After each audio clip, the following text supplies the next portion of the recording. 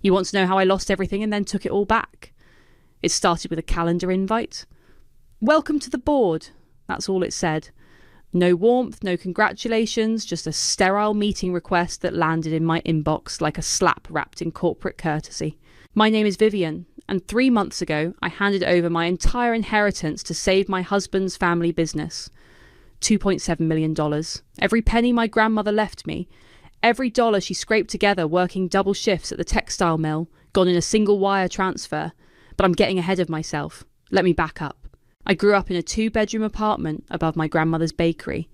The smell of rising dough was my alarm clock. The sound of her humming while she kneaded bread was my lullaby. She taught me that money wasn't everything, but respect was. Vivian, baby, she'd say, flour dusting her dark hands. You earn respect by being smart, not by being quiet. I wish I'd remembered that advice when I met Kirk. Kirk Stone swept into my life like a hurricane in a $1,000 suit. I was 28, working at a mid-tier law firm, living paycheck to paycheck despite my degree. He was old money, new charm, and everything I thought I wanted. You're different, he told me on our third date, his hand covering mine across the white tablecloth. You're real. Real. God, how that word hooked me. We married 2 years later in a ceremony that cost more than my annual salary. His family smiled for the cameras, but I caught the whispers, the looks. I was the outsider, the girl who didn't belong in their world of country clubs and charity galas. Victor, Kirk's father, made it clear from day one. He'd shake my hand with the enthusiasm of someone touching a dead fish, his pale eyes scanning me like I was a balance sheet that didn't add up. Welcome to the family, he'd said at our wedding reception, his voice carrying all the warmth of a tax audit. For 4 years, I tried. I attended their dinner parties, laughed at Victor's outdated jokes, bit my tongue when they talked business around me like I was furniture. I thought if I just proved myself, if I just waited long enough, they'd see me as family. Then Stone Construction hit trouble. It's temporary, Kirk assured me, pacing our bedroom in his silk pyjamas. Dad's been through worse. The company's been around for 60 years. But the numbers didn't lie. I'd seen enough corporate restructuring to recognise a sinking ship. 3 major contracts had fallen through, 2 key investors had pulled out, and their biggest competitor was circling like vultures. That's when Victor called the family meeting. We need an angel investor, he announced, his weathered hands flat on the mahogany conference table, someone who believes in the Stone legacy. The room fell silent. Kirk shifted beside me, his jaw tight. How much? I asked. Victor's eyes snapped to mine, surprised I'd spoken. 2.5 million? Maybe 3. I felt Kirk's hand find mine under the table, squeezing gently. Viv, you don't have to. I want to help, I said, the words tumbling out before I could stop them. My grandmother left me some money. If it can save the company, save your family's legacy. Victor leaned back in his chair, studying me with new interest. That's very generous, Vivian. Very family-minded. There would be conditions, I continued, my legal training kicking in. I'd want a seat on the board, a real voice in company decisions. Of course, Victor said smoothly. You'd be a full partner, an equal voice at the table. Kirk squeezed my hand again, his smile warm and grateful. Are you sure, sweetheart? It's a lot of money. I thought about my grandmother, about the respect she'd earned through decades of hard work, about finally belonging somewhere, finally being seen as more than just Kirk's wife. I'm sure. The paperwork took 3 weeks. My lawyer, Avery, insisted on reviewing every clause, every subsection. She was thorough to the point of paranoia, but I trusted her. There's something here I want to add, she said during our final meeting, sliding a single page across her desk. A protection clause. If they try to remove you from the board without cause, it triggers a penalty. What kind of penalty? Majority control transfers to you immediately. I laughed. That seems excessive. They're not going to kick me out. I'm family now. Avery's expression didn't change. Humour me. So I signed it. All of it. The investment agreement, the board appointment, the protection clause I was sure we'd never need. The money transferred on a Tuesday. By Friday, my phone buzzed with that calendar invite. Welcome to the board. I stared at the notification, something cold settling in my stomach. No call from Kirk. No celebration dinner, just a sterile meeting request like I was any other investor. My grandmother's voice echoed in my memory. You earn respect by being smart, not by being quiet. I was about to learn just how smart I really was. The boardroom smelled like leather and old money. I arrived 15 minutes early, wearing my best navy suit and the pearl necklace Kirk had given me for our anniversary. I wanted to look the part of a serious investor, a woman who belonged at this table. Victor was already there, shuffling through papers with Donovan, his right-hand man. They looked up when I entered, their conversation dying mid-sentence. Vivienne, Victor said, his smile tight. Right on time. Good morning, I replied, taking the seat Kirk had indicated in his text, third chair from the head of the table. Not at Victor's right hand, not even close to Kirk's usual spot, but at least I was here. The other board members filed in, 3 grey-haired men I'd met briefly at company events, Francesca the CFO, who always looked like she hadn't slept, and finally Kirk. My husband didn't meet my eyes as he sat down. That should have been my first real warning. Let's begin, Victor announced, rapping his knuckles on the table. First order of business, welcoming our newest board member and investor, Vivienne. Polite applause. A few nods. I smiled and raised my hand slightly in acknowledgement.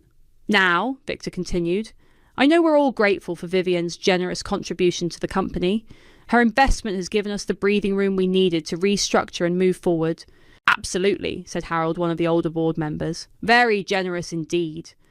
Something in his tone made my skin crawl, too sweet, like artificial sugar. Which brings us to our next item, Victor said, glancing at a paper in front of him.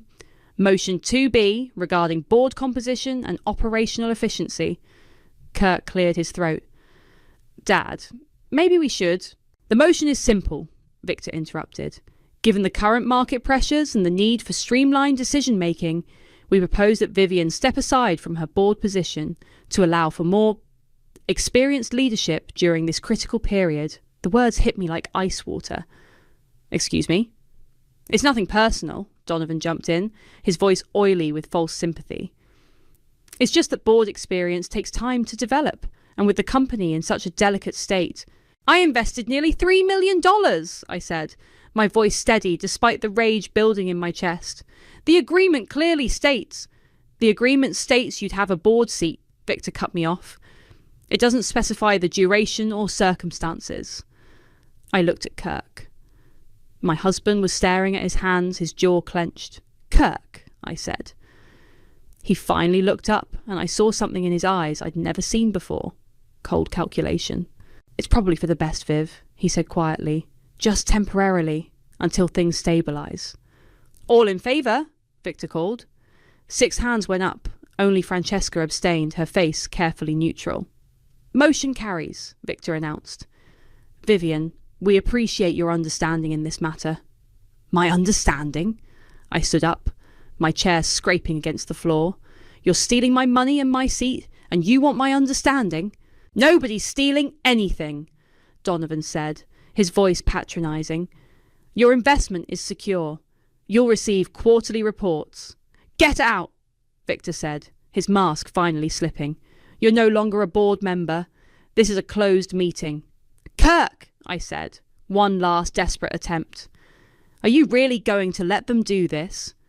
My husband looked at me for a long moment. Then he shrugged. Business is business, Vivienne. The security guard appeared so quickly, he must have been waiting outside. A young man in a cheap suit who looked embarrassed to be there. Mum, I need to escort you out, he said softly. I gathered what was left of my dignity and walked out with my head high. Behind me, I heard Victor's voice resume, already moving on to the next agenda item, like I'd never existed. The elevator ride down felt endless. The security guard kept apologising under his breath, but I barely heard him. My phone buzzed as we reached the lobby, Kirk's name on the screen. Hello? I answered. Viv, listen, I know you're upset. Upset? I laughed, and it sounded foreign to my own ears. I'm not upset, Kirk. I'm impressed. What? $3 million, 4 years of marriage, all for a 10-minute board meeting. That's efficient. It's not like that. This is temporary. Once the company stabilises, once you've squeezed every penny out of my inheritance, you mean. Vivienne, be reasonable. Business is a man's world, sweetheart. You knew that going in. There it was, the truth, finally naked and ugly between us. A man's world, I repeated. Look, why don't you go shopping or something? Buy yourself something nice. We'll talk tonight. The line went dead. I stood in the marble lobby of the building my money had helped save, surrounded by the portraits of stone men going back 3 generations. A man's world. We'd see about that. I drove straight to Avery's office. My hands were steady on the wheel, my breathing controlled. The rage had crystallized into something sharper, more useful. Avery's receptionist tried to tell me she was in a meeting, but I walked past her desk anyway. Vivian? Avery looked up from her computer, startled. What's wrong? They kicked me off the board, I said, closing her office door behind me. 10 minutes after the meeting started. Avery's expression shifted from surprise to something predatory. Tell me exactly what happened. I recounted the meeting word for word. Avery took notes, her pen scratching across legal pad with increasing speed. The bastards, she muttered when I finished. They planned this from the beginning. Can we fight it? Avery smiled, and it wasn't a nice smile. Vivian, do you remember that protection clause I insisted on? The one you thought was excessive? The majority control thing? But that was just triggered. Avery pulled out a thick folder. Section 12, subsection C. If you're removed from the board without cause within the first year of investment, controlling interest transfers to you immediately. I stared at her. What does that mean exactly? It means you now own 51% of Stone Construction. The words didn't compute at first. That's impossible. I only invested $3 million. Against a company valued at $5.8 million, Avery said, spreading documents across her desk. Your investment was substantial enough that the penalty clause gives you majority ownership. It's all here in black and white. I sank into the chair across from her desk. They don't know. They will soon enough. We need to file the paperwork immediately before they realise their mistake. Wait. I held up a hand. Before we do anything, I need copies of all company financial records, everything. Why? Because if they were desperate enough to steal from me, they might be desperate enough to steal from others. Avery nodded slowly. I can request full disclosure as part of the ownership transfer. It's standard procedure. Do it. 2 hours later, we had boxes of documents spread across Avery's conference room. Financial statements, contracts, expense reports, bank records. I'd done enough corporate law to know what to look for. Here, I said, pointing to a series of transactions from 6 months ago. These consulting fees to DW Enterprises, $50,000 a month. Avery looked over my shoulder. What's DW Enterprises? I flipped through more papers. Donovan Wells. It's his company. He's been billing Stone Construction for consulting while drawing a salary as an employee. Double dipping, Avery said. That's fraud. It gets better. I pulled out another set of documents. Look at these material costs. Victor's been inflating supplier invoices and pocketing the difference. Here, here, and here. Avery whistled low. How much are we talking about? I did quick math on my phone calculator. At least 400,000 over the past year, maybe more. No wonder they needed your money. They weren't just mismanaging the company, I said, the pieces falling into place. They were robbing it blind. My phone buzzed. A text from Kirk. Dinner at 7. We need to talk. I showed Avery the message. What are you going to tell him? She asked. Nothing. Not yet. Vivian, we should move fast on this. Once they realise what the clause means. They won't realise. Victor's too arrogant and Kirk's too lazy to read the fine print. They think they've won. And Donovan? I thought about Victor's right-hand man, his oily smile and calculating eyes. Donovan's smart enough to be dangerous, but he's also smart enough to know which way the wind's blowing. Avery gathered the financial documents into neat piles. So what's the plan? File the ownership transfer paperwork tomorrow morning. Quietly. Then we wait. For what? For their next board meeting. I want to see their faces when I walk back into that room. As the majority owner, I confirmed. Avery grinned. This is going to be fun. Fun isn't the word I'd use. I stood up, smoothing my skirt. But it's going to be satisfying. My phone buzzed again. Another text from Kirk. Bring wine. The good stuff. I typed back. Of course. See you at 7. Avery raised an eyebrow. You're really going to have dinner with him? after what he did. I'm going to sit across from my husband and smile while he explains why stealing from me was for my own good, I said. And I'm going to nod and agree and let him think he's won. Why? I picked up my purse, checking that the copies of the financial documents were safely inside, because tomorrow morning I'm going to own his family's company, and I want him to remember this dinner as the last time he felt like he had power over me. The elevator doors closed behind me, and I caught my reflection in the polished steel. I looked calm, composed, professional. I looked like someone who belonged in a boardroom. Tomorrow I'd prove it. Kirk was already 3 drinks in when I got home. The expensive scotch, not his usual beer, Victory Scotch. There's my beautiful wife, he said, standing to kiss my cheek. The gesture felt rehearsed, like he'd practiced it in the mirror. I set the wine on the counter, a bottle that cost more than most people's grocery budget. How was the rest of your meeting? Productive, very productive. He poured himself another scotch. We made some tough decisions today, but they were necessary. I'm sure they were. He studied my face, probably looking for tears or anger. I gave him nothing. You're taking this well, he said carefully. What choice do I have? I opened the wine, letting it breathe. You made it clear where I stand. It's not personal, Viv. You have to understand that. I do understand. Business is a man's world, right? He had the grace to wince. I shouldn't have said that. But you meant it. Kirk sat down heavily at our kitchen island.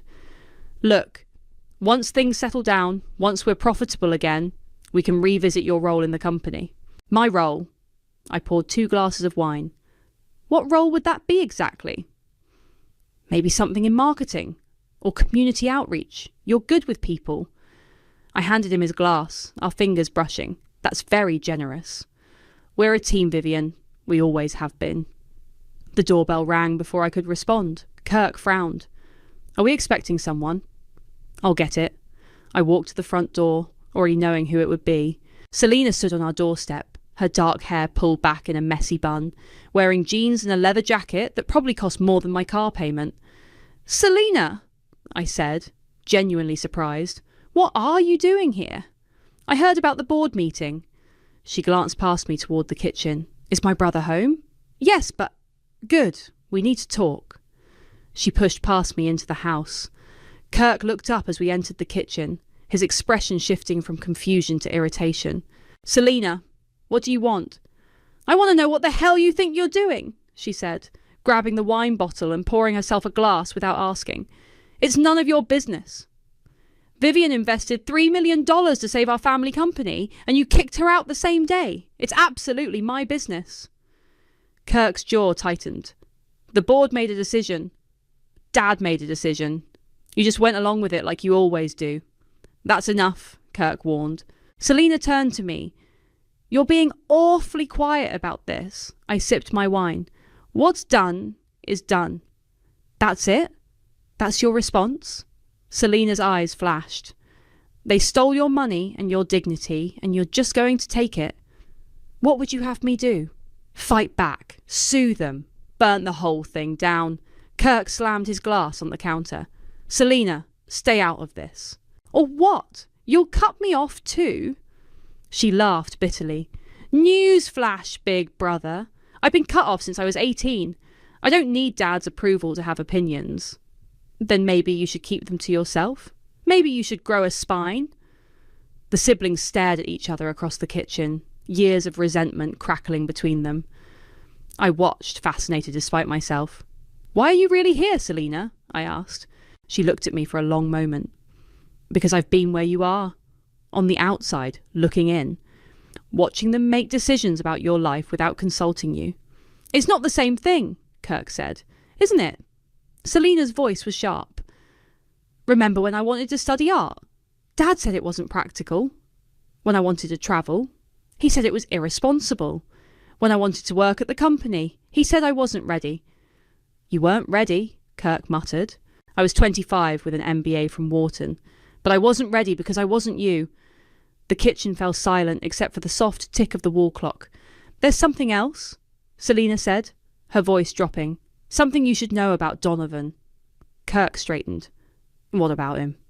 He's been skimming money from the company for months, maybe longer. That's impossible.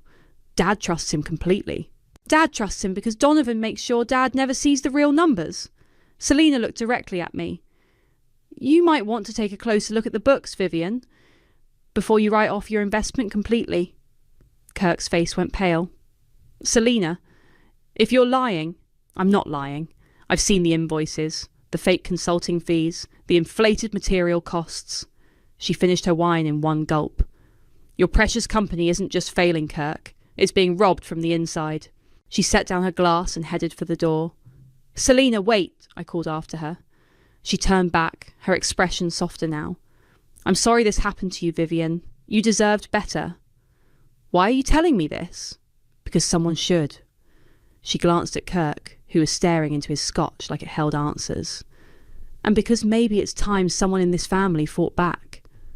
The front door closed behind her with a soft click. Kirk and I sat in silence for several minutes. She's lying, he said finally. Is she? Donovan's been with the company for 15 years. He's like family. I nodded, swirling the wine in my glass. Family, right. Vivian. I'm tired, Kirk. I think I'll go to bed early. I left him sitting alone in the kitchen with his victory scotch and his doubts. Upstairs, I pulled out my phone and texted Avery. File the paperwork first thing tomorrow. It's time. The boardroom looked exactly the same as it had a week ago. Same leather chairs, same mahogany table, same portraits of dead stone men glaring down from the walls. But everything was different now. I sat in my car in the parking garage, watching through the glass walls as the board members filed in. Victor at the head of the table, Kirk to his right, Donovan shuffling papers with his usual self-importance. They were probably discussing quarterly projections or new contracts, completely oblivious to what was about to happen. My phone buzzed. Avery. Paperwork filed. You're officially majority owner as of 9 a.m. this morning. Ready? I typed back. Ready? At exactly 10:15, I walked into the building. The same security guard from last week was at the front desk. He looked up nervously as I approached. Ma'am, I'm sorry, but you're not authorised. Check again, I said calmly. He frowned, typing something into his computer. His expression changed from confusion to shock. Yes, ma'am. Go right up. The elevator ride felt different this time, longer, more anticipatory. I could hear Victor's voice through the boardroom door as I approached. Third quarter projections look strong. The Vivian situation is behind us, and we can focus on... I opened the door and walked in. The room went dead silent. 6 faces turned toward me, expressions ranging from confusion to outright hostility. Gentlemen, I said, taking my seat at the table. The same seat they'd kicked me out of a week ago. Don't let me interrupt. Vivian, Victor's voice was ice cold. You're not supposed to be here. Actually, I am. I placed my purse on the table and folded my hands. Please, continue with your meeting. Kirk leaned forward. Viv, what are you doing? Attending a board meeting. Isn't that what board members do? You're not a board member anymore, Donovan said, his voice dripping with condescension. You voted to remove me without cause, I interrupted, which was a mistake. The door opened again, and Avery walked in carrying a leather briefcase. The room's tension ratcheted up another notch. Who the hell are you? Victor demanded. Avery Stewart, legal counsel for the majority shareholder of Stone Construction. She set her briefcase on the table with a satisfying thud. Majority shareholder? Harold, one of the older board members, looked confused. Victor! What is she talking about?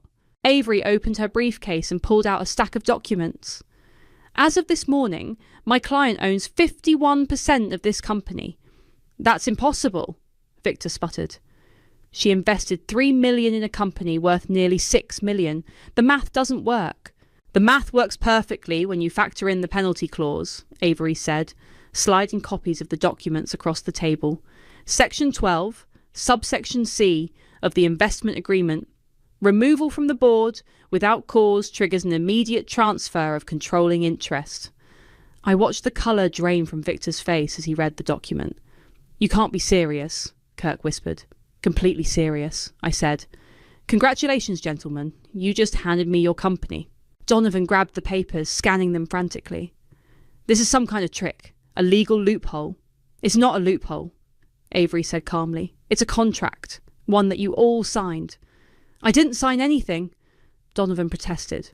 No, but Victor did. As CEO, he had full authority to enter into investment agreements on behalf of the company.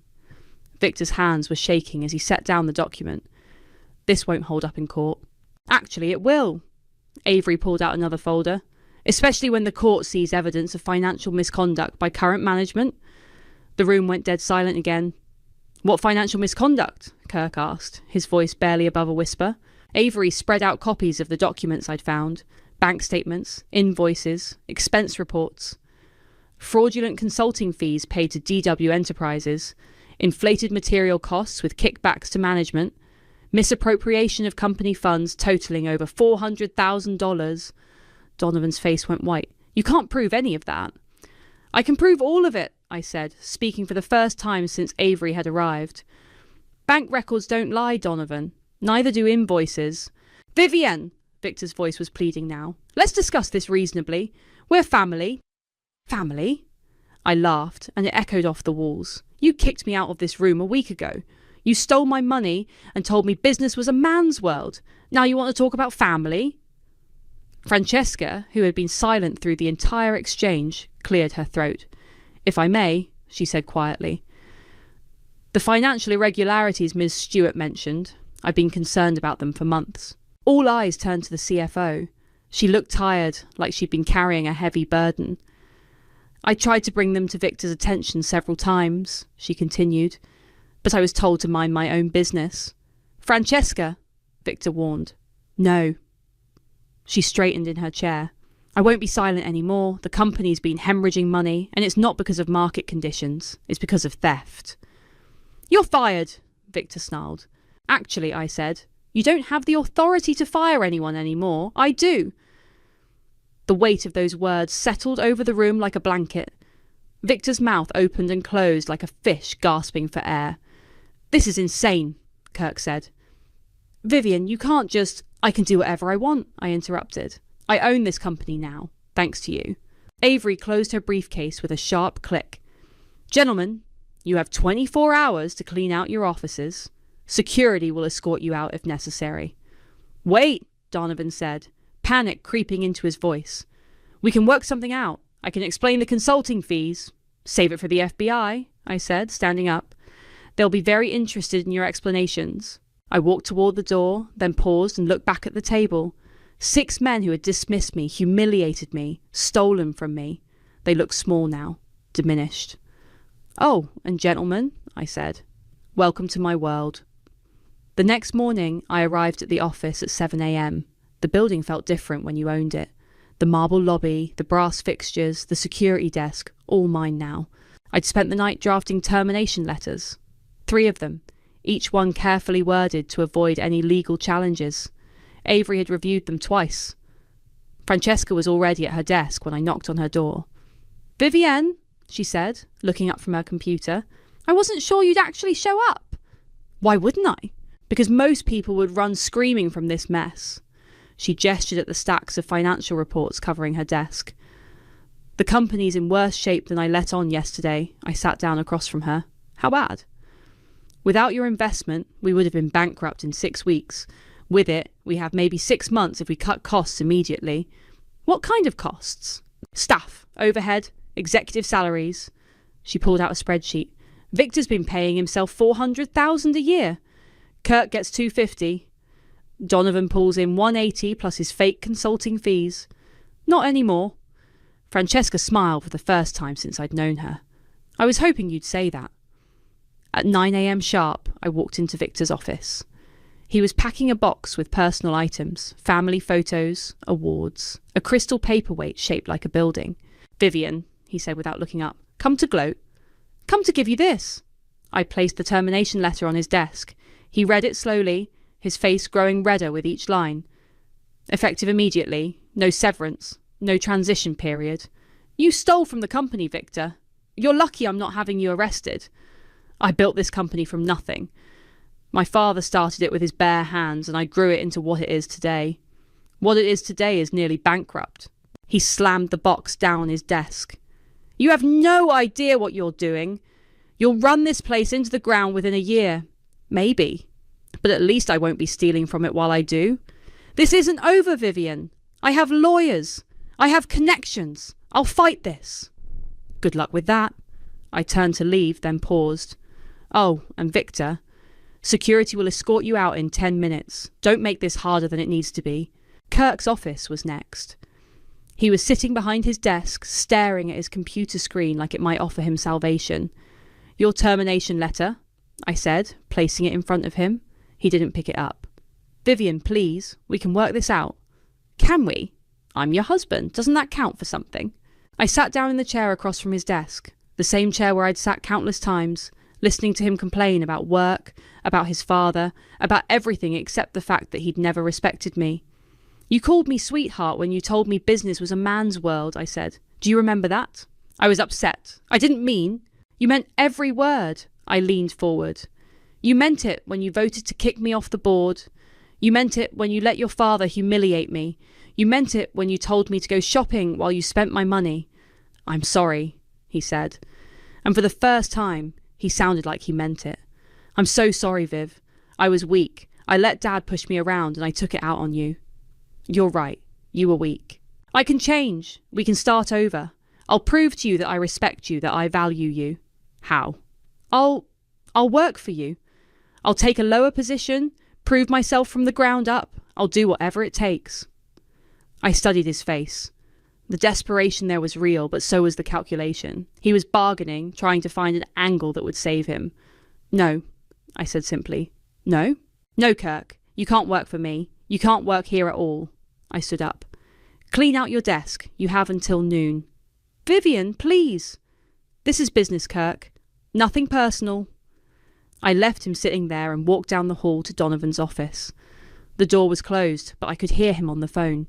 Doesn't matter what the paperwork says. We can challenge this. Undue influence. Fraud. Something. I knocked and walked in without waiting for permission. Donovan looked up, his face flushed. I'll call you back, he said into the phone. Your termination letter. I placed it on his desk next to his coffee mug. You're making a mistake, he said, not touching the document. I know where all the bodies are buried in this company. You need me.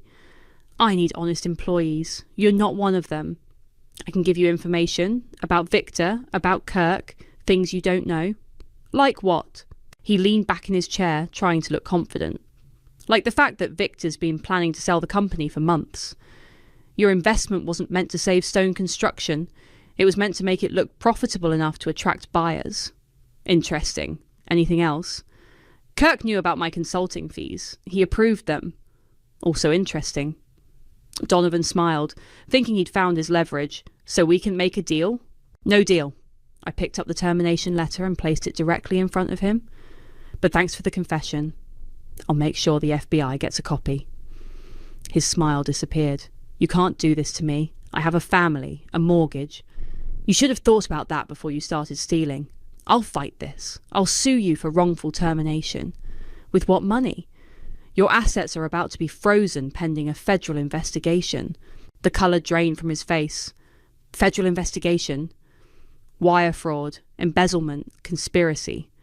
The FBI takes white-collar crime very seriously these days.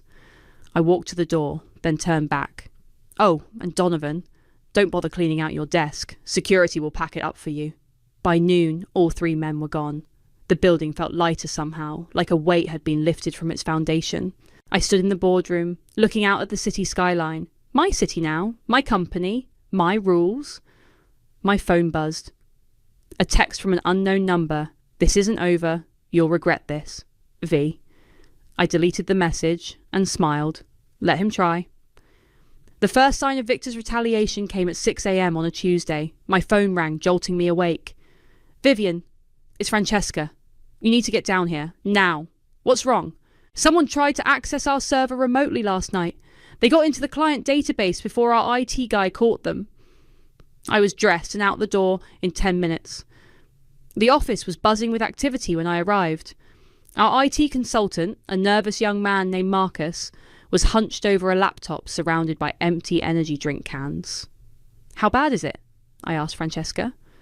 They copied client contact information, project details, financial data, everything they'd need to poach our accounts. Marcus looked up from his screen. The access came from Victor's home IP address. He wasn't even trying to hide it.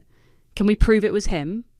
His login credentials were used. Either he did it, or someone with his passwords did. I pulled out my phone and called Avery. Victor's trying to steal our clients, I said when she answered. We have digital evidence? I'll file for an emergency restraining order. Don't let anyone from the company contact clients until we get this sorted out. Too late. My phone was already ringing. The caller ID showed the name of our biggest client. Mrs. Patterson, I answered. How can I help you? Vivian, I just got the strangest call from Victor. He said there were some irregularities with Stone Construction's ownership, and that I should consider moving my project to another firm. My blood ran cold. What did you tell him? I told him I'd think about it, but honestly, this whole situation has me concerned. First you take over the company, now Victor's calling with warnings about financial instability. Mrs. Patterson, I understand your concern. Could we meet this afternoon? I'd like to explain the situation properly. I suppose that would be appropriate. 2:00. Perfect, thank you. I hung up and immediately called our other major clients. 3 had already heard from Victor. 2 were reconsidering their options. 1 had already decided to terminate their contract. He's trying to destroy us, Francesca said, watching me make call after call. He's trying to force me to sell back to him at a loss, I corrected. Classic hostile takeover tactics. My phone buzzed with a text from Kirk. Dad's lost his mind.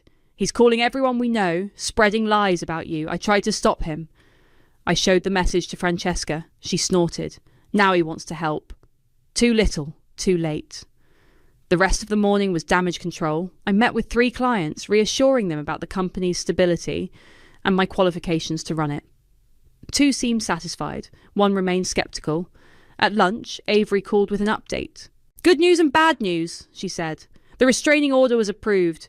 Victor can't contact Stone Construction clients or employees, but he's hired a team of lawyers to challenge your ownership. On what grounds? Fraud, coercion, breach of fiduciary duty, the usual kitchen sink approach. Can they win? Not with the evidence we have, but they can tie us up in court for months, maybe years. That afternoon, I was reviewing contracts when my assistant knocked on my door. There's a Donovan here to see you, she said. He says it's urgent. I found him pacing in the lobby, his usual confidence replaced by barely controlled panic. Vivian, thank God, we need to talk. We have nothing to discuss. Yes, we do. He lowered his voice. The FBI contacted me this morning. They want to interview me about the financial irregularities. Congratulations. You're about to become famous. I can help you, he said desperately. I can testify against Victor, tell them everything I know about his schemes. Why would you do that? Because I'm not going to prison for him. Donovan glanced around nervously. Victor's planning something big. He's not just trying to get the company back, he's trying to destroy you personally. What do you mean? He's been calling your old law firm, spreading rumours about your competence. He contacted the State Bar Association, claiming you committed fraud in the takeover. He's even hiring a private investigator to dig up dirt on your past. I felt a chill run down my spine. What kind of dirt? Anything he can find. Financial problems, relationship issues, academic records. He wants to paint you as unstable, unfit to run a company. And you're telling me this because I want a deal. Immunity in exchange for cooperation. I studied his face. The desperation was real, but so was the calculation. Donovan was a survivor, always looking for the best angle. I'll talk to the FBI, I said finally, but I'm not making any promises. That's all I ask. He turned to leave, then stopped. Vivian, be careful. Victor's not just angry, he's desperate. And desperate men do stupid things. That evening I was working late when the building's fire alarm went off. Its piercing sound echoed through the empty corridors as I grabbed my purse and headed for the stairs. In the parking garage, I found Marcus and 2 security guards clustered around a fire truck. False alarm, one of the guards told me.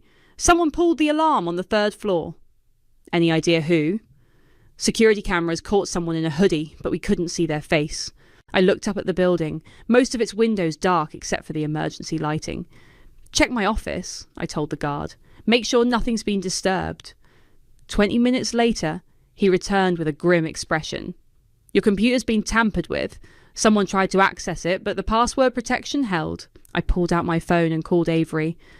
Victor's escalating, I said, when she answered. He's not just trying to steal clients anymore. He's trying to steal information. We need to go to the police. We need to go to the press, I corrected. It's time to tell our side of the story. The next morning, the local business journal's headline read, Stone Construction Takeover Reveals Massive Fraud Scheme. The article detailed Victor's financial crimes, the FBI investigation, and his attempts to sabotage the company after losing control. My phone started ringing at 7 a.m. and didn't stop. By noon, 3 major news outlets had picked up the story. By evening, it was trending on social media. Victor had wanted to destroy my reputation. Instead, he'd destroyed his own. My phone buzzed with a text from an unknown number. You think you've won, but this is just the beginning. I screenshot the message and forwarded it to Avery, then blocked the number. Let him threaten. Let him scheme. Let him rage. I had the company, the evidence, and now the public narrative. Victor had taught me that business was a man's world. I was about to teach him that the world was changing. The FBI arrested Victor on a Thursday morning. I watched from my office window as they led him out of his house in handcuffs, the news vans already circling like vultures. My phone buzzed with notifications. The story was everywhere. Vivian? My assistant's voice came through the intercom. Your mother's here. Mum walked into my office carrying 2 cups of coffee and wearing the expression she'd perfected during my teenage years, proud but worried. I saw the news, she said, setting a cup on my desk. How are you holding up? I'm fine. Are you? She sat down across from me. Because you look like you haven't slept in weeks. She wasn't wrong. The past month had been a blur of legal meetings, client calls, and media interviews. Stone Construction was stable now, profitable even, but the victory felt hollow somehow. I keep waiting for the other shoe to drop, I admitted, for Victor to find some new way to attack me. He can't hurt you anymore, sweetheart. He's going to prison. My phone rang, Kirk's name on the screen. Don't answer it, Mum said. I have to. He's called 12 times today. I picked up. What do you want, Kirk? Viv, thank God. I've been trying to reach you. Did you see the news about Dad? I saw it. This is insane. He's lost his mind completely. The things he's been saying about you to the press. What do you want, Kirk? I want to apologise. For everything. I know I screwed up, but I never wanted it to go this far. Your father's going to prison for fraud and conspiracy. Your family name is ruined. Was it worth it? Silence on the other end. I filed for divorce this morning, I continued, and the papers will be served tomorrow. Vivian, please, we can work this out. I love you. No, you don't. You love the idea of me, the compliant wife who doesn't ask questions. That's not true. Goodbye, Kirk. I hung up and turned off my phone. Mum reached across the desk and squeezed my hand. You did the right thing. Did I? Sometimes I wonder if I'm just as bad as they are. All this revenge, all this destruction. You exposed criminals, Vivian. You saved a company and protected its employees. That's not revenge. That's justice. A knock on my door interrupted us.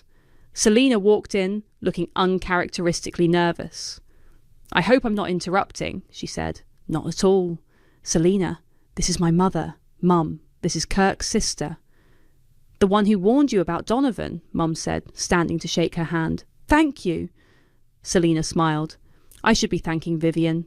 She freed me from that toxic family. How are you doing? I asked. With everything that's happened? Honestly, I feel lighter than I have in years. She sat down in the chair next to Mum. I wanted to tell you something. I'm starting my own design firm, residential architecture. That's wonderful. I was wondering, would Stone Construction be interested in partnering on some projects? I know we could create something beautiful together. I looked at her, really looked at her. The hope in her eyes, the excitement in her voice. She was offering me something I'd never had with her family, a genuine partnership. I'd like that, I said. Really? Really? Selina grinned. I have some ideas I'd love to show you when you're ready. I'm ready now. She pulled out her phone and started scrolling through photos of her designs. Mum leaned in to look, asking questions about materials and layouts. For the first time in months, I felt something other than anger or exhaustion. I felt possibility. Vivian? Francesca appeared in the doorway. Sorry to interrupt, but there's someone here to see you. Says it's about Victor. A woman in her 50s stood in the lobby, clutching a manila envelope. She introduced herself as Patricia, Victor's former secretary. I worked for him for 20 years, she said. I kept quiet about a lot of things I shouldn't have. What kind of things? She handed me the envelope. Financial records he thought he'd destroyed. Evidence of bribes, kickbacks, tax evasion going back a decade. I opened the envelope and scanned the documents. Bank statements, receipts, handwritten notes in Victor's distinctive scrawl. Why are you giving me this? Because he ruined good people. Employees who questioned him, contractors who wouldn't play his games. He destroyed their reputations, their livelihoods. Her voice shook with anger. Someone needs to make sure he pays for all of it. The FBI will want to see these. I know. I'm meeting with them tomorrow. She paused at the door. I'm sorry I didn't speak up sooner. I was scared. You're speaking up now. That's what matters. She nodded and left. I looked down at the documents in my hands. More evidence, more crimes, more reasons to hate Victor. But I didn't feel hatred anymore. I felt tired. What are you thinking? Mom asked. I'm thinking I want to build something instead of tearing things down. Selena looked up from her phone. What do you want to build? I walked to the window and looked out at the city. My city now, in a way. My company, my responsibility, my chance to do things differently. A company that treats people with respect. Projects that make communities better. A legacy worth having. That sounds perfect, Selena said. My phone buzzed with a text from an unknown number. Congratulations on your victory. You've earned it. A friend. I showed it to Mom and Selena. We all stared at the message. Another mystery? Mum asked. Probably. I deleted the text and put my phone away. But I'm done chasing ghosts. I have work to do. I sat down at my desk and pulled out a legal pad. At the top of the page, I wrote, Stone construction, new vision. Below that, I started making a list. Fair wages for all employees, profit-sharing programs, community investment initiatives, partnerships with local businesses, a company built on respect instead of fear, a legacy worth having. The sun was setting outside my window, casting long shadows across the office. But for the first time in months, I wasn't afraid of what tomorrow might bring. I was excited about it.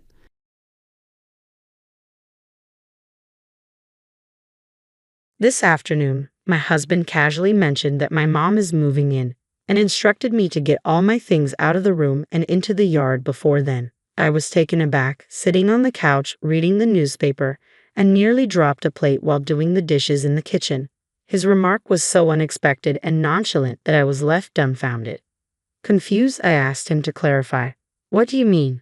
He looked at me with a hint of frustration, gripping the newspaper tighter. Don't you get it? Let me make it simple for you. My mom is moving in. We need the room you're using because she'll need it. So move your stuff to the yard. I was stunned. He had never mentioned this before, and I wished he had at least discussed it with me beforehand. Still, I didn't argue. I just nodded and said, Okay, I'll move everything out. Good, he replied. Make sure you do it quickly. Now you'll have a chance to learn some housekeeping skills for Mom. I was speechless. I knew he was close to his mother, but this felt like an extreme measure. I must have been too shocked to respond. It was clear he had asked her to move in without prior notice, and the suddenness of it all left me feeling helpless. With a forced smile, I agreed. Got it, I'll get everything out. As soon as the conversation ended, I pulled out my smartphone and made a call. I wasn't going to let this go unaddressed. My husband looked at me, puzzled. Who are you calling? He asked, but I didn't bother explaining. Hey, I'm back. I heard a voice call out as soon as my husband Tom returned from work. Tom and I had been married for 2 years. We met shortly after I graduated college and started working for an apparel company, and we quickly fell in love and married. Welcome home, I greeted him, rushing from the living room to the entrance. How was your day? What about dinner? It was a routine I followed to avoid upsetting my domineering husband. I'm starving, let's eat first, he said, and I hurried to prepare dinner. Grilled fish tonight, looks delicious. Let's eat while it's still hot. We had a pleasant dinner and conversation, but things shifted when I brought up a thought I'd been having. I've been thinking about going back to work soon. We don't have kids yet, and our savings are dwindling.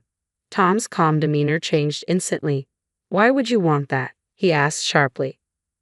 I just think it might help if we increase the household budget a little. That way, I wouldn't need to work, I explained.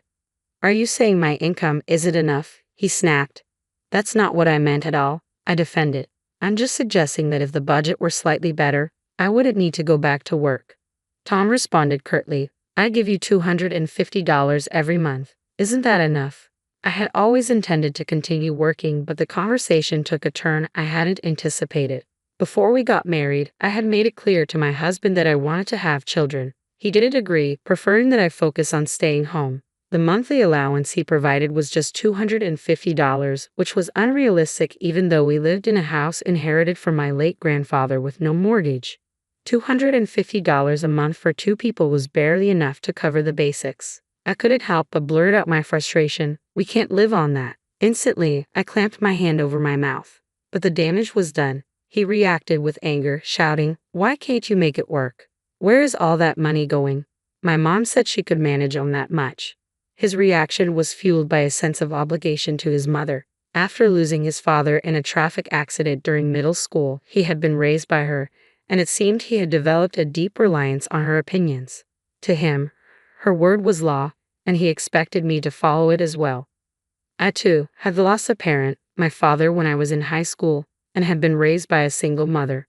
But I knew that not all of her opinions were correct. I felt my appetite vanish as I said, I'm going to bed, and watched him storm off to his room, leaving his meal untouched. The loud footsteps in the hallway seemed deliberately forceful.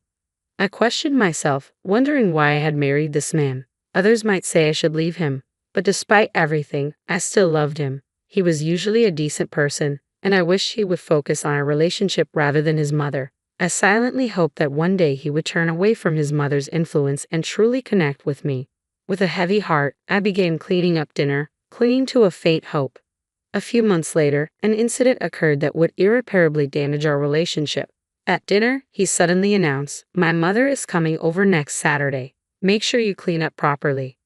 I was caught off guard and replied, I haven't seen your mother in a while, so I'm a bit nervous. She's perfect, so just remember that, he said dismissively. I disliked my mother-in-law, and his casual tone only added to my frustration. I hadn't seen her since our wedding, and her condescending behavior and the dissatisfaction she expressed towards me were unforgettable. I recalled her words when I first visited their home for the wedding introduction. So, you're the one engaged to my son? You seem quite dull. Are you sure you're suitable to marry him?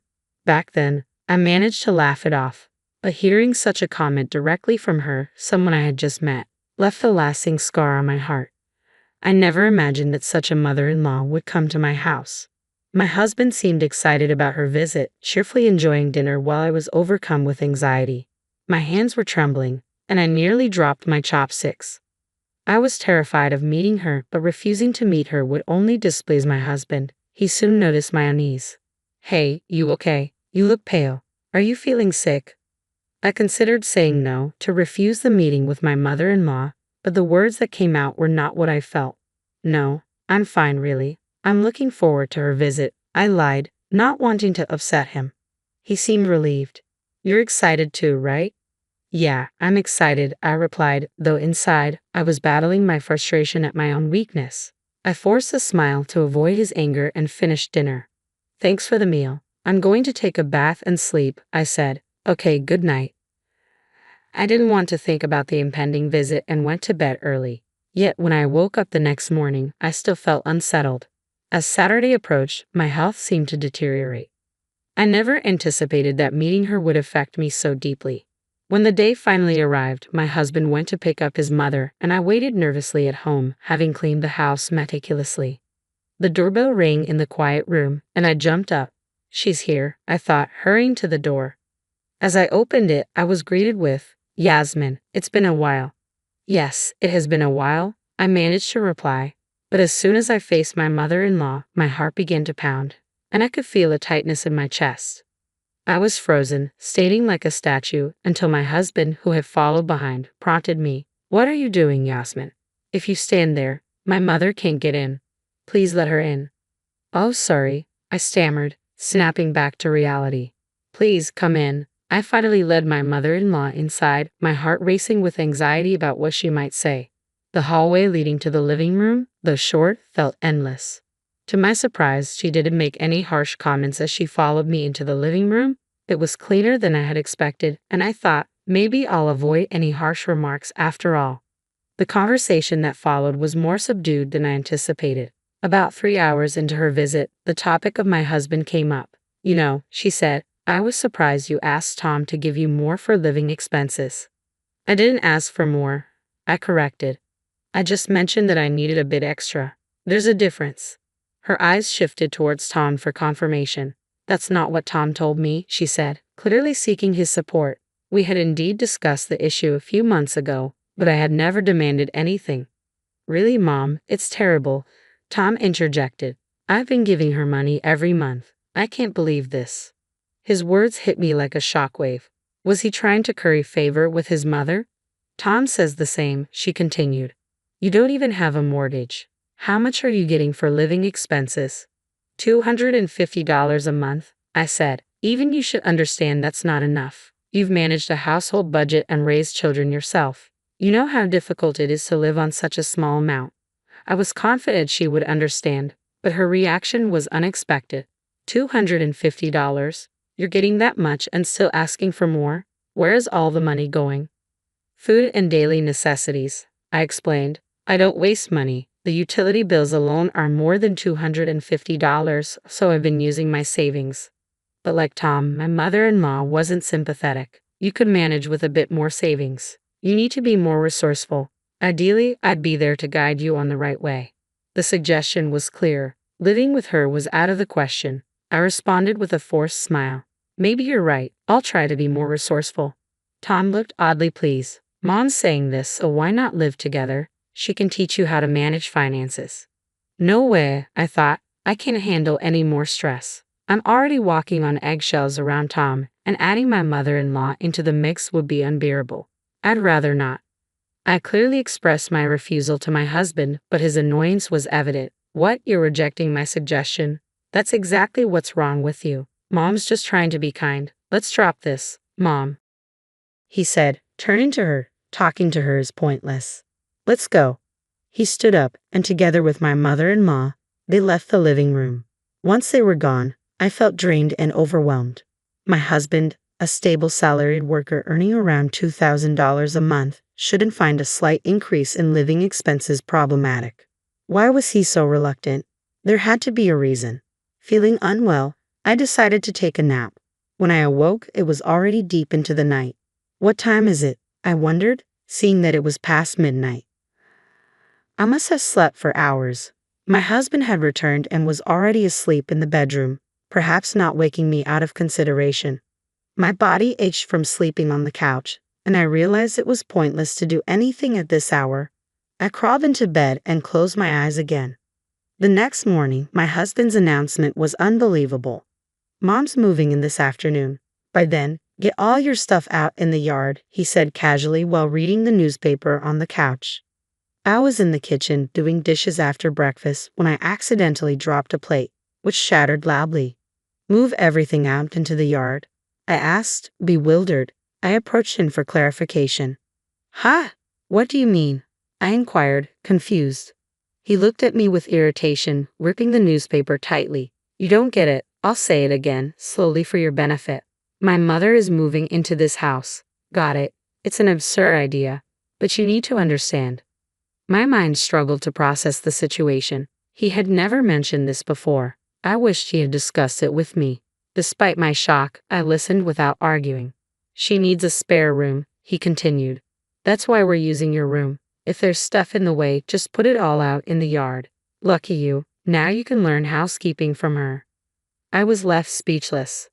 I knew my husband had a strong attachment to his mother, but this was crossing the line. It seemed clear that he must have already discussed living together with her when he returned yesterday. I was stunned by the sudden decision for his mother to move in. Nothing else seemed to matter anymore.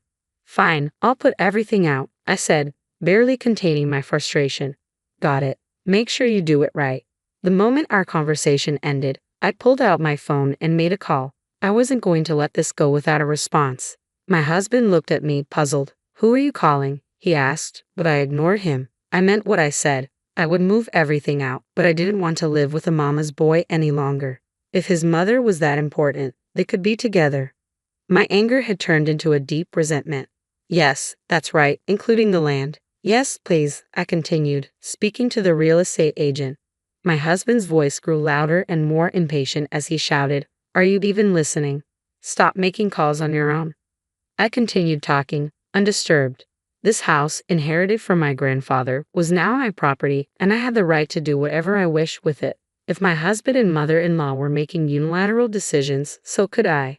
After ending the call, I finally turned to my husband. "Stop it. You're being so noisy. Can't you see I'm on the phone? It's incredibly rude." "What kind of way is that to talk to your husband?" he snapped back, clearly annoyed. "I can't stand this any longer," I retorted. "You act so superior, but you don't even contribute properly to our living expenses. How are you any better? You make nearly $2,000 a month but only give me $250. Where is the rest of the money going? Are you having an affair or something?" His face turned red with rage. He slammed the newspaper onto the floor and grabbed me by the collar. "An affair? Don't joke about that. Why would you accuse me of that when I'm working hard every day?" Despite his anger, I remained calm. "Then why don't you contribute more to our household? If you're not doing anything wrong, there's no reason you can't. I'm not asking for all your salary, nor have I restricted your allowance." His tone softened slightly. "Well, yes, but men have their own social obligations," he said, still defensive. "I see, so you expect me to handle everything at home while you enjoy yourself outside. I'm just a convenient housekeeper to you." His grip on my collar loosened, indicating I had hit a nerve. He attempted to change the subject, but I was clear. "Anyway, my mother will be moving in today. I might increase the living expenses a bit," he said, heading back to the living room. I called after him. "That's fine, but I'm not planning to live together. If you really want to live here with your mother, I'll leave." He turned back, clearly surprised. I couldn't imagine continuing to live with him and my mother-in-law under these circumstances. Exhausted from this life, I kept my gaze cold. He noticed and approached me again. "Are you really going to leave?" "Of course, I'm leaving right away," I replied firmly. "Just wait a moment." I went to my room and returned with copies of the petition for divorce, marriage certificate, and summons from the court. I handed them to him as he slumped on the sofa. "Here, look at these. Are you sure about this? Don't come back regretting it." "I have no regrets," I said, my voice steady. "Just read it carefully and respond to the court. My determination is firm. I just want to cut ties with this mama's boy as quickly as possible. From now on, I'll leave everything to my lawyer." "Well, thank you for everything," I added, preparing to leave with my belongings.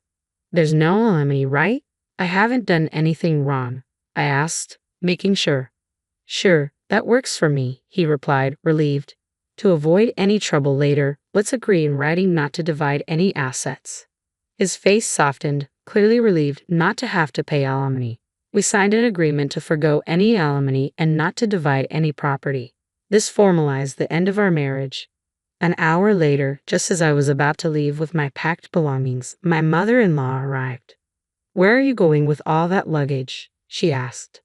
"I'm leaving this house," I said. "Please discuss the details with Tom." "I wish you both happiness," I said with a smile, feeling the sense of liberation. The prospect of never seeing them again made my heart lighter. The world outside seemed brighter than ever. It had been a long time since I felt this clear-headed. First, I went to see my lawyer to discuss the next steps, then visited a real estate agent to arrange a new flat. I couldn't move in immediately, so I spent the week in a hotel. I hadn't heard from my ex-husband, and I figured he and his mother were probably settling into their new routine. That was until he called. "Speak of the devil," I muttered, answering the phone. He sounded furious. "What's this about an eviction notice?" he shouted. "Calm down. What's happened?" I replied, brushing my teeth in the bathroom. I set the phone down to rinse my mouth, but his angry voice still reached me faintly. "What are you doing? This isn't a joke," he snapped. I picked up the phone again and moved to the bedroom. "You never change, always so angry," I said, but let it go. "Never mind that. Answer me," he demanded. "All right, the eviction notice. The house you and your mother are living in no longer belongs to anyone. That's probably why you received it, I explained. He seemed bewildered. You don't understand, so we'll explain again, I said firmly. I hold the rights to that house. It's now owned by the real estate company and is going to be sold. No way. That's so unfair. You didn't tell me about something this important, he yelled, shocked and enraged. You didn't share anything significant with me either. You decided to live with your mother without consulting me. It's too late now. If you don't hurry up with the move-out process, you'll be reported, I said coldly. That house was our joint property. You can't just sell it like that. It's invalid. Cancel it, he protested. Are you stupid? Did you forget we both signed an agreement that there would be no division of assets? That house was mine from the start, and I can do whatever I want with it, I said, pushing him away. His reaction confirmed he had completely forgotten the terms of the contract. His disregard for everything related to me had worn me down. I felt a wave of disappointment as I tried to end the call. Are we done? Do you understand now? This is the last time I'm discussing this, I said, preparing to hang up. Hey, wait, we have nowhere to go if we get kicked out suddenly, he exclaimed. That's not my problem. You've been stingy all this time, so you must have plenty of money. Figure it out. Why don't you rent a flat or a house? I responded coldly before ending the call. His once assertive tone faltered, and he began stumbling over his words. I don't have any money. I don't have any savings. I can't believe it. How can an adult have no savings at all? How unplanned can he be? My indignation flared. If he'd been in front of me, I might have struck him. Really hopeless, I muttered, shaking my head. I was right to divorce you. You're old enough to have savings, yet you contributed nothing to living expenses and just squandered money. There's no way I'm helping you. His pleading only steeled my resolve. Please, just a little bit, he started. Why don't you ask your mother? That's a good idea. So goodbye, mama's boy. Don't ever contact me again. I ended the call with finality and immediately blocked his number. Why should I help someone like him? If he seriously thought he'd get aid from me, he was mistaken. After everything was settled, I lay down on the soft bed of my new place, gazed at the ceiling, and proudly gave it the middle finger. 2 weeks later, I moved into my new flat. It's smaller than my old house, but it's clean and I feel quite content. My ex-husband and his mother eventually left the house. The real estate agent informed me they resisted initially but vacated when threatened with police involvement. They had underestimated me even after the divorce.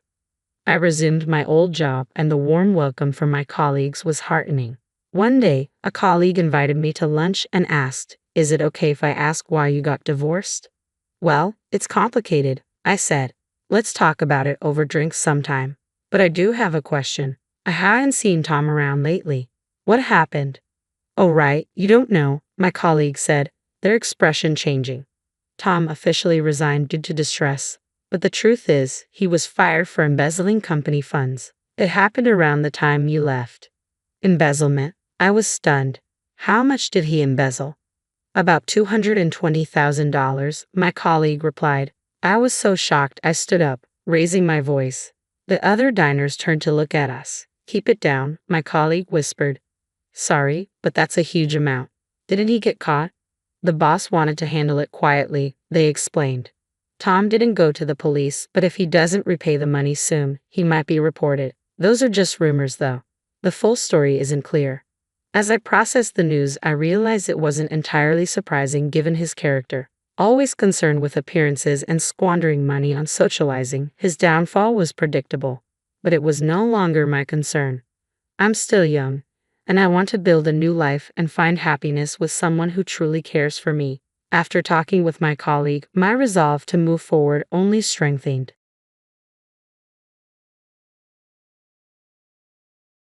Has it really been that many years? Is my dad still alive?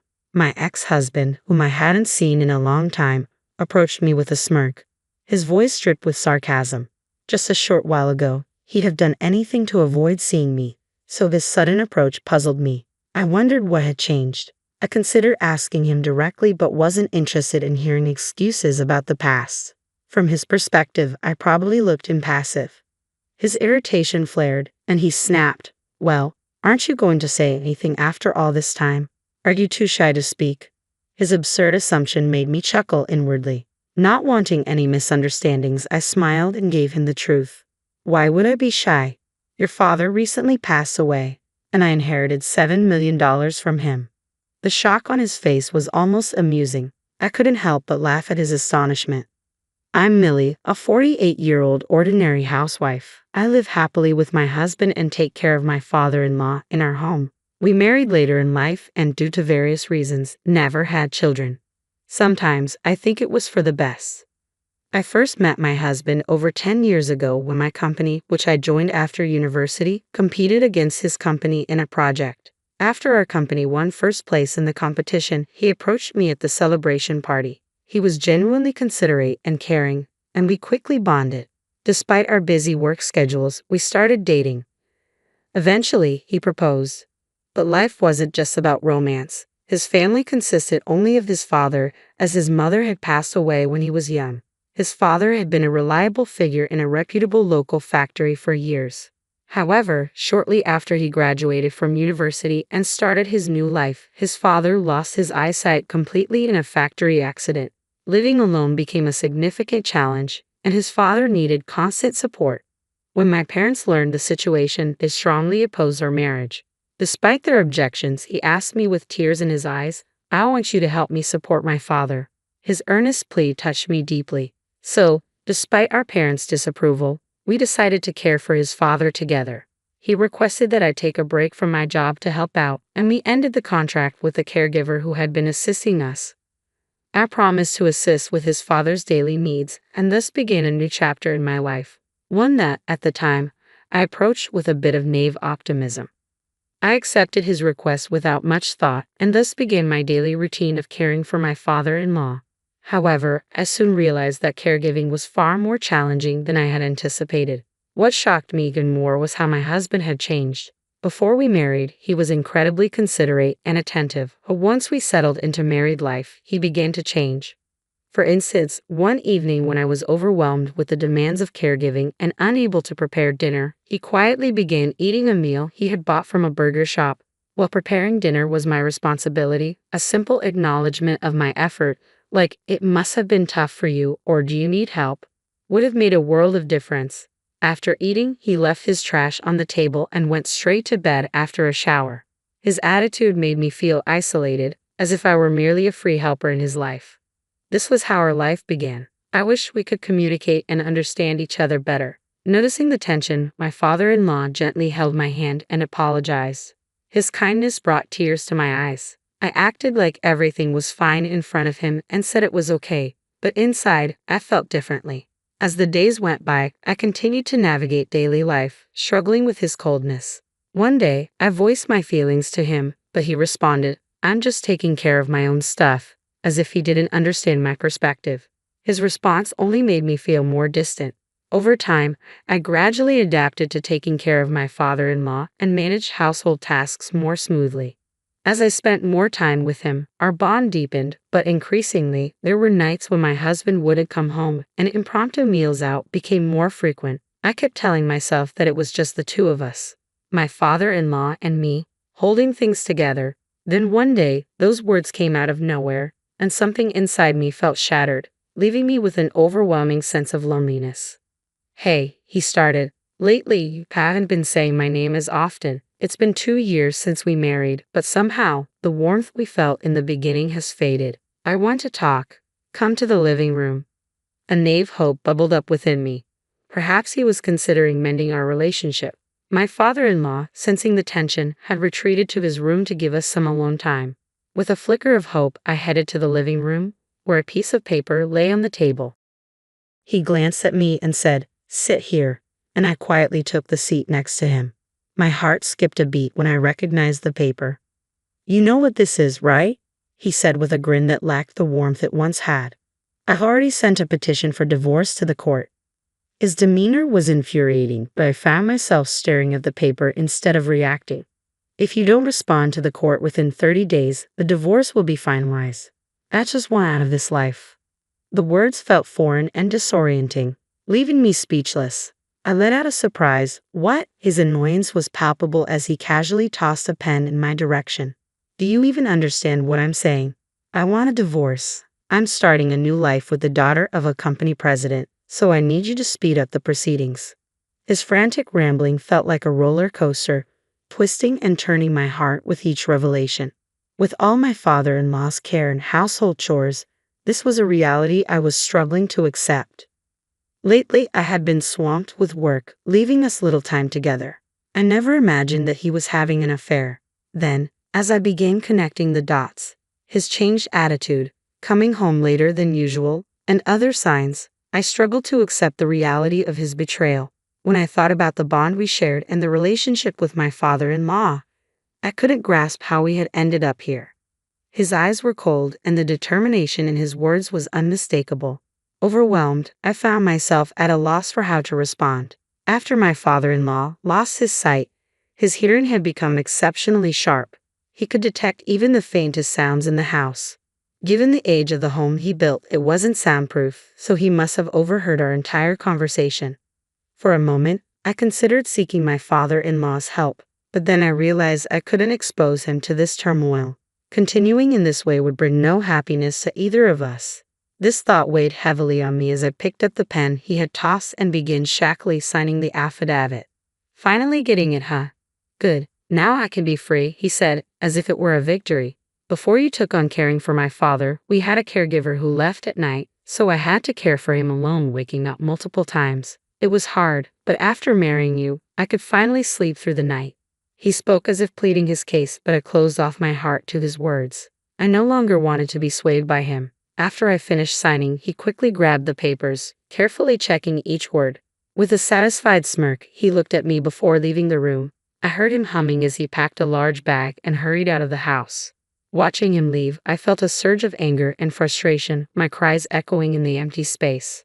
After he left, the house was enveloped in silence, leaving only me and my blind father-in-law.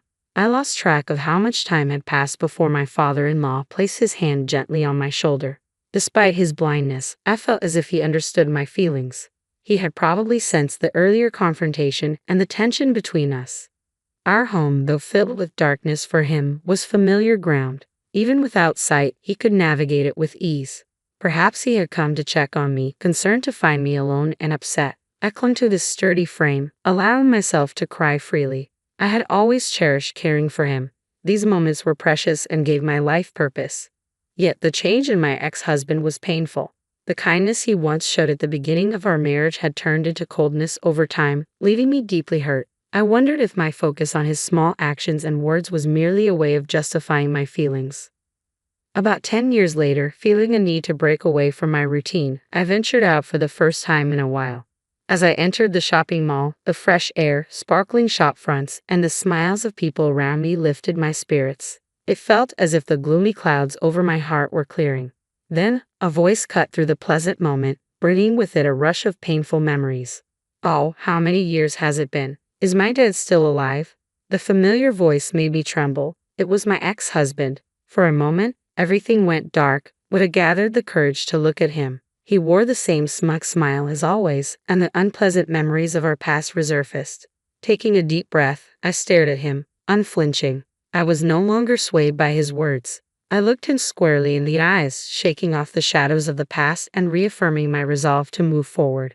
When my ex-husband appeared unexpectedly, I was momentarily taken aback and stayed silent. He broke the silence with a smirk. "Aren't you going to say anything? Are you shy after all this time?" I decided to let my mischievous side show and told him about my father-in-law's passing and how I had inherited $7 million. His eyes widened in shock, and I couldn't help but laugh at his astonishment. The thrill of seeing his reaction was exhilarating, and I silently reveled in the moment. "Want to grab a coffee and chat?" I suggested, not really planning to delve further into the inheritance but curious to catch up after such a long time. We sat down, and I mustered the courage to ask about his current situation. He spoke quite openly about his job, revealing that he was doing something different now. His unchanged arrogance was a bit irritating, but I stayed calm, observing his reactions. "So, how are things with the daughter of that company president?" I asked, teasing him slightly. From what he mentioned about his new job, I guess he might have left his previous company. If so, things might not be going smoothly with his new situation. He looked momentarily perplexed, then sighed and said in a low voice, "To be honest, Things are a bit rocky, but who cares? Is the inheritance story true? Did you really get $7 million? Share some with me. His clear expectation made me chuckle. Why should I share? I replied, your name was indeed in the will. His face showed a mix of surprise and anger as he blurted out, why didn't you tell me? I can't believe you. Feigning surprise, I said, oh, you wanted to hear. I'm sorry. A smirk tugged at my lips as I observed the shock on my ex-husband's face. Inside, I felt a deep sigh. You know, I began, I tried calling you several times back then, but you never answered. I wanted to inform you about your father's passing. In the end, I couldn't reach you, and in his will, your name was indeed listed. However, it clearly stated that you were not to receive a penny. Should I have still informed you? I asked, letting a hint of sarcasm color my voice as I faced his bewildered expression. My mind drifted back to last fall when my father-in-law passed away peacefully. By then, it had been 9 years since our divorce. One evening, I spent some quiet time with him. Usually, he'd fall asleep as soon as he lay down, but that night was different. He sat there, wide awake, showing no signs of sleep. Noting his unusual demeanor, I asked, what's the matter?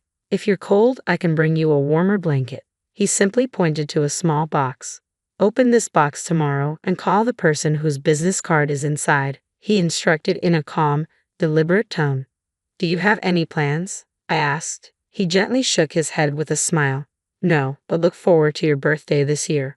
Every year, my father-in-law would give me something special, a tradition he maintained thanks to the support from his previous employer before he lost his sight. Even after our divorce, his support allowed me to lead a comfortable life without needing to work. The morning after our conversation, the house was unusually silent. The comforting sound of his breathing, which I had grown accustomed to, was absent. The room was still, and I could only sense the passage of time. Good morning, I whispered to the empty room. I softly called out, expecting to hear the familiar response of good morning, but that day was different.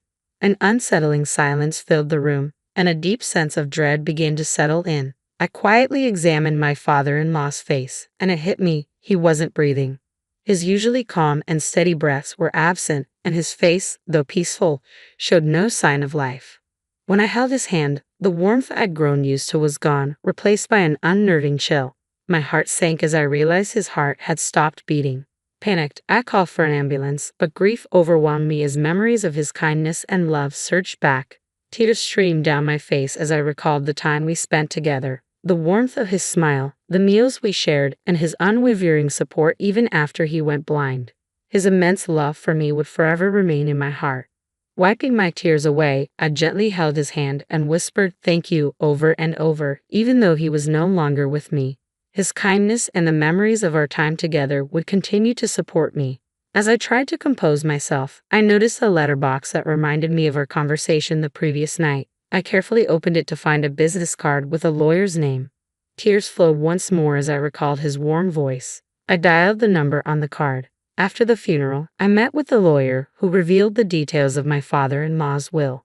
I had inherited more than I had ever imagined from his past company and family wealth accumulated over generations. There was even a clause stipulating that not a single penny would go to my ex-husband. It was clear how much my father-in-law had thought ahead and cared for me. I understood now why my ex-husband was unaware of this. My father-in-law had anticipated our future and kept this from him. Now, with my father-in-law's wishes close to my heart, I found myself sitting across from my ex-husband in a cafe. He looked shocked and confused as I prepared to start a new chapter of my life. With a soft, pleading tone, he said, Lily, please forgive me. I've reflected on my mistakes. Can we start over? His desperation was evident, but I met his plea with a smile. I looked at him and said, Lily? Who's that? My name is Millie. Have you forgotten? I placed the receipt on the table, turned on my heel, and walked out of the cafe. The fresh outdoor air was invigorating, making me feel like a new person. I headed straight to my trusted lawyer's office, equipped with all the necessary details about my ex-husband's recent whereabouts. I was determined to pursue alimony from him. Living in the apartment I had purchased with my inheritance felt like a dream. The views from the windows, the new furniture, and the fresh interior made each day fulfilling and joyful.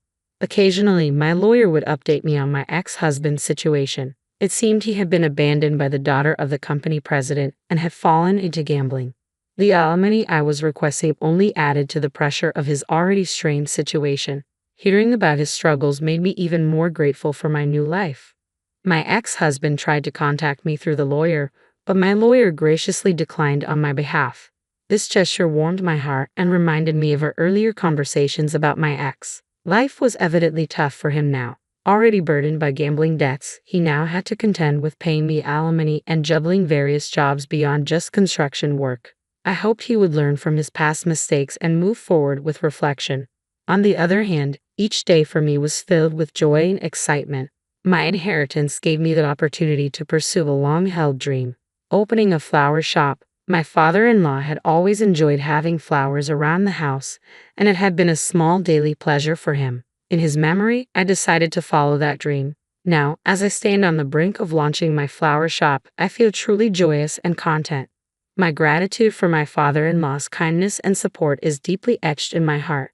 His legacy has helped me accept the painful past with my ex-husband. Though there are still moments of sadness and regret, I feel like I'm making progress toward my dreams every day. Recalling the days with my ex used to bring tears, but those feelings have significantly subsided. I am now embracing the journey of finding my own happiness, living life at my own pace, and working toward my goals. Each day is a small happiness in itself, and I feel incredibly fulfilled.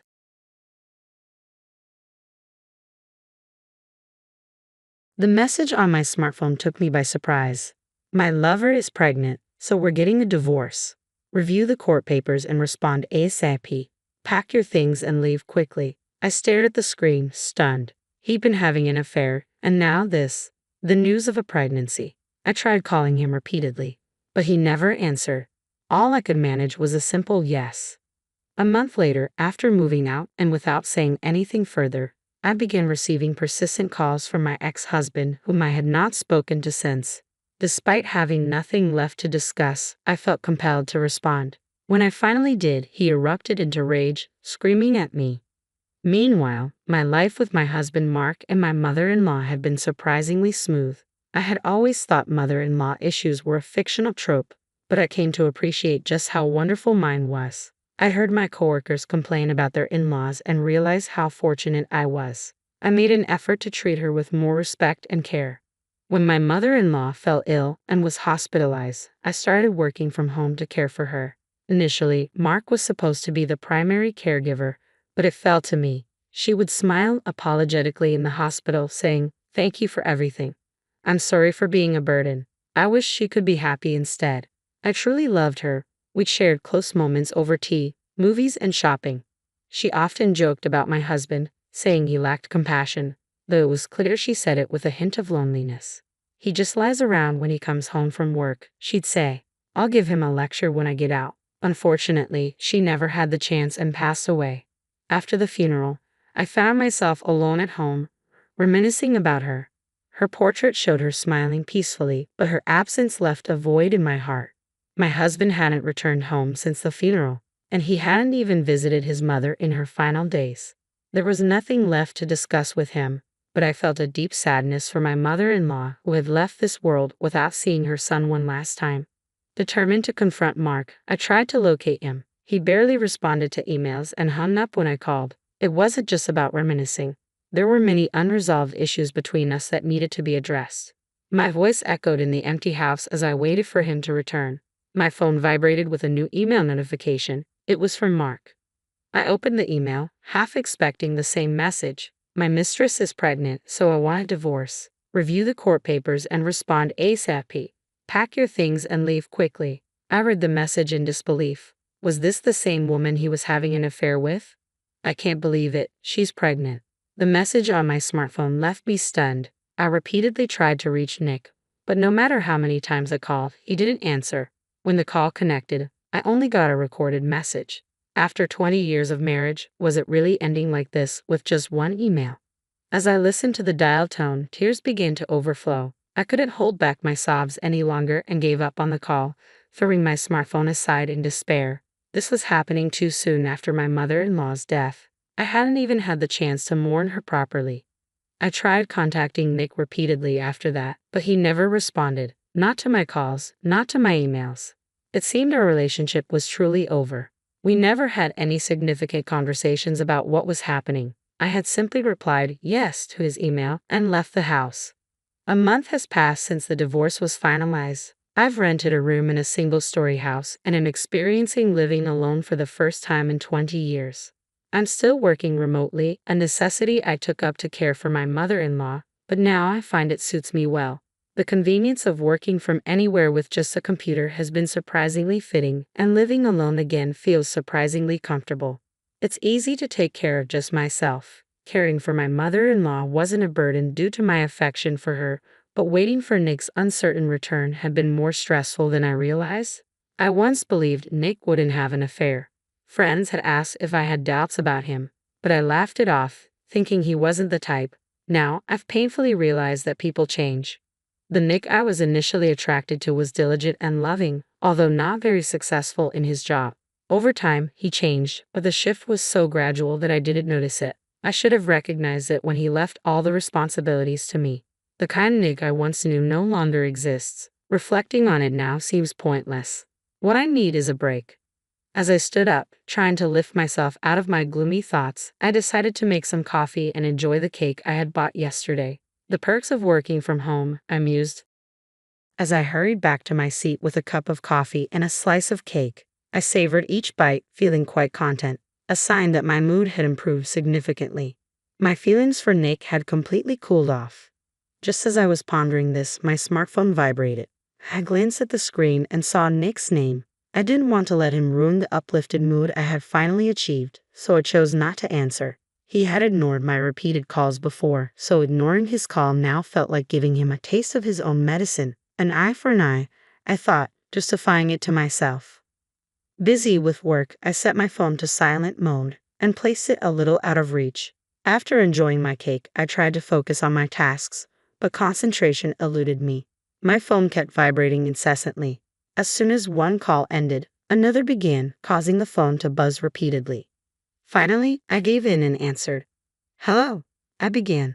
"What do you think you're doing?" Nick interrupted loudly, cutting me off before I could greet him properly. "I'm about to be kicked out of the tower apartment. Explain this to me." I sighed. I've been wanting to talk to you about that, but you wouldn't answer my calls or reply to my emails. Blaming me is unfair. His yelling from the other end made me shake my head in exasperation. Was he always this difficult? If things continued like this, I might really have to leave. "What did you do?" he demanded. "I sold the apartment," I replied with a sigh. "Sold it." His voice, initially taken aback, seemed to calm down a bit. "Don't joke with me. That's my tower apartment. Just because we're exes doesn't mean you can do whatever you want." "Your wife is pregnant," I retorted. "Your wife?" "I admire your nerve to say that to me. You know I tried to contact you multiple times, right? Have you forgotten how you ignored all of that?" He probably thought I wasn't angry since I left him quietly, but who wouldn't be angry in such a situation? "I had tried calling and emailing you multiple times about something important. If only you had responded." "Well, I'm busy with work now, so I'll be hanging up. Goodbye." Ignoring his continued shouting, I ended the call. How self-centered could he be? My phone started vibrating again, flashing Nick's name on the screen. Unwilling to answer, I tossed the phone onto the bed and managed to get back to work. I understood why Nick was so anxious, though. Rumor had it that his mistress was a much younger and charming woman. Could such a girl really be attracted to an ordinary man? I had been viewing the situation cynically, assuming it was all about money. For the past few years, Nick hadn't contributed to our living expenses, so perhaps he was spending that money on his mistress. It made sense why he seemed affluent, living in a high-rise apartment. No wonder he appeared attractive to her, even though he wasn't particularly handsome. It turns out, right after moving in, he nearly got kicked out and no longer had the financial ease he once enjoyed. This must have been an unexpected blow for his mistress. Nick was desperate not to fall out of favor with his new wife. In reality, the apartment we lived in belonged to my mother-in-law. She bought it when we decided to move in with her after getting married. I was impressed by her bold decision. "You're newlyweds, but if you're going to live with your mother-in-law, at least I want you to live somewhere nice and convenient," she had said. I was surprised when she actually bought that apartment. Since then, Nick had pretentiously referred to it as the tower apartment. It always felt odd and even uncomfortable when he'd say, "I'm going back to my tower apartment." I remember struggling not to laugh out loud. So, hearing that he was kicked out of the tower apartment might seem funny from the outside, but it was serious for Nick. Meanwhile, my phone on the bed continued to vibrate incessantly. I wondered if Nick felt the same way when he kept receiving calls from me. The thought made me pause my typing. Was my behavior mirroring his? The idea annoyed me instantly. Why was I so irritated? Quickly, I stood up, grabbed the still vibrating phone, and answered the call. "Stop it. What do you want?" I demanded. "You sold my tower mansion," he accused. "Your tower mansion?" I retorted coldly. "That place belonged to your mother. Was it ever really yours? Now that she's gone, it's only natural for her daughter-in-law, who cared for her daily, to take over. I'm appalled that you didn't even bother to visit her in her final days and now claim to be the rightful heir. If you think she left her property to someone like you, that's a joke. That apartment was given to me by your mother. She preferred to leave it to someone who actually cared for her rather than a son who never bothered to visit." "That's not acceptable," Nick protested. "It is accepted. I don't need your permission. It was your mother's property, and she had every right to decide what to do with it. She clearly stated in her will that it should go to me." Talking to Nick was giving me a headache. Was this selfish man really the person I once loved? Why was I attracted to him in the first place? His irresponsible behavior over the past few years had deeply saddened his mother. He refused to contribute financially to the household, broke promises, and complained about my housework. She believed our relationship wouldn't last long because of how he acted. When I heard this from my mother-in-law, I assumed Nick and I would always be together. I reassured her, "Don't worry. Everything will be fine." I never imagined we'd break up so soon after that.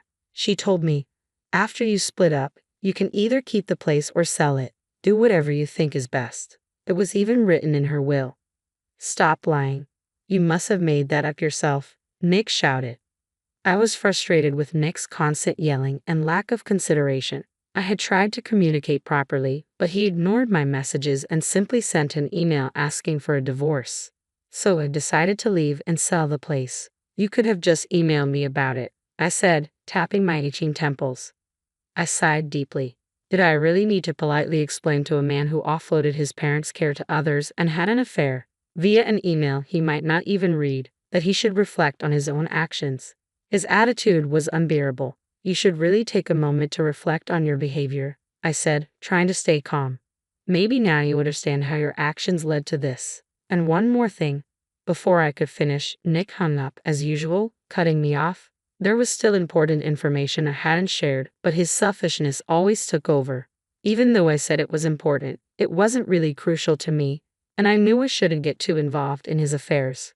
After all, Nick was a stranger to me now. The phone went silent, and I was finally able to focus on my work. About 6 months later, as I stood at my mother-in-law's grave, I reflected on selling the apartment. "I'm sorry for selling something you left me, but I'm truly grateful for what you did," I said softly. As I was leaving, I found myself wondering about my ex-husband and his new partner. They must have moved out after the sale of the apartment, but it wasn't my concern anymore. Feeling a bit lonely, I began my journey back home. On the way, I unexpectedly ran into a familiar face. As I suspected, he noticed me and approached, his steps heavy with anger. Behind him, a woman carried a baby. "You made us move into a rundown flat. You got money from selling the luxury apartment. Give me some of it," he demanded. "So, you're still married despite everything?" I responded with a hint of sarcasm.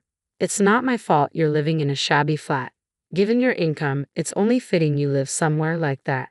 The high-rise apartment was an exception. I turned to his young wife. "You really missed out. You were drawn to his wealth, but now he's just an ordinary man," I added, unable to hold back the harsh words. I couldn't help but feel cynical. If you hand over the money, everything will be solved. But it's pitiful for Naomi and the child, don't you think? "Yes, I'm postpartum and not feeling my best," Naomi said, her voice tinged with sadness. "It's just too disheartening to have to live in such a dreadful place, especially for this child." I understood her frustration, given the context. It made sense now, hearing her words from someone who might have an affair. Indeed, it must be a traumatic experience for the child to have you as a parent. "If you want to improve your living conditions," I said, "why not look for a part-time job? You need to live within your means." Their eyes widened in surprise, and they protested vehemently. They argued that a high-rise apartment lifestyle suited them, but I wasn't inclined to listen to all their excuses. From what I gathered, they seemed to overestimate their situation. Despite already living in a modest flat, they had such inflated self-esteem. How honorable can someone who has an affair really be? I asked, my voice unexpectedly cold and sharp. First of all, do you even realize that today is your mother's death anniversary? And yet, here you are, making demands. When I glared at him, he retorted, his voice trembling, but I can't help it. I don't know your address. Stop being so shameless, I snapped. This is pitiful. Even the worst person who had an affair might have been forgiven if they showed some compassion for the deceased. Taking a deep breath, I glanced at Naomi and the baby she was holding before turning back to Nick. There's something important we need to discuss, I said, ready to address the issues at hand. I hadn't had the chance to fully explain before Nick cut me off during our last call. There was something important about that baby I needed to address. There's a strong possibility it might not be his child. Nick's anger flared up again. Don't say such ridiculous things. You think you can just say whatever you want. His voice was heated, but he was clearly rattled. In contrast, Naomi's face had gone pale, showing unmistakable concern. It's clear to anyone that we couldn't have children, I continued. That's why I had it checked out. I wanted a child, so I saw a doctor, but they found no issues with me. I asked you multiple times to go to the hospital, but you never went. So what are you implying? That it's my fault because there's nothing wrong with me? Nick's mocking smile only deepened my frustration. Of course, there's more to the story. You had a high fever as a child, didn't you? Your mother told me that could have caused your infertility. What are you talking about? Nick demanded. The reason your mother gave me the apartment wasn't just gratitude for living there, I explained. There was a bigger reason. It was out of guilt. She felt it was her fault you couldn't have children. She apologized to me for not being able to give me grandchildren. It's not confirmed that your infertility is the cause, but maybe you should consider getting a DNA test done. Nick, who had been listening quietly, lost all his initial momentum. In a somber tone, he told Naomi, "Let's go," and started walking away. As I watched him leave, I remembered something crucial and called out, "Oh, and I'll be demanding alimony for the mental distress, just so you know." With those final words, it felt like the whole ordeal was coming to a close. Several months later, my busy schedule made me answer a call without checking the screen. "It's me. Are you doing well?" Nick's voice came through. Confused, I realized it was Nick calling. "What do you want?" "I'm busy." "Listen, that baby isn't mine." I had doubts about it myself. I realized this because of our conversation. I've divorced Naomi, so how about we start over? His attempt at reconciliation seemed utterly unrealistic. I chuckled lightly. Reconciling after an affair? That's unthinkable. I can tell you're probably struggling living alone and just want to rely on me. I might consider hiring you as my secretary. My affection for Nick had vanished completely, but he was still the only son of my mother-in-law. I thought I was being as generous as possible, but Nick wasn't pleased. "Are you mocking me? Being your secretary? This is your last chance for reconciliation." "I don't need such an opportunity," I replied. "Honestly, you should look at things more objectively." Before I could finish, the call was abruptly cut off. How childish to hang up just because he didn't like my response. Despite my good intentions, he seemed to underestimate them. He would probably continue living in a shabby flat, which was no longer my concern. After blocking all contact with Nick, I returned to my work. I had started a new business with the funds from selling the apartment, establishing a company to support my livelihood. My experience in caring for my mother-in-law and my natural business acumen paid off. The business grew rapidly, and I now had a team of staff members. It's all thanks to my kind mother-in-law.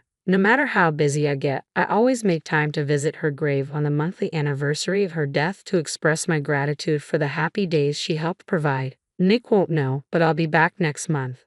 With renewed enthusiasm, I focus on my work, determined to make the most of my new life.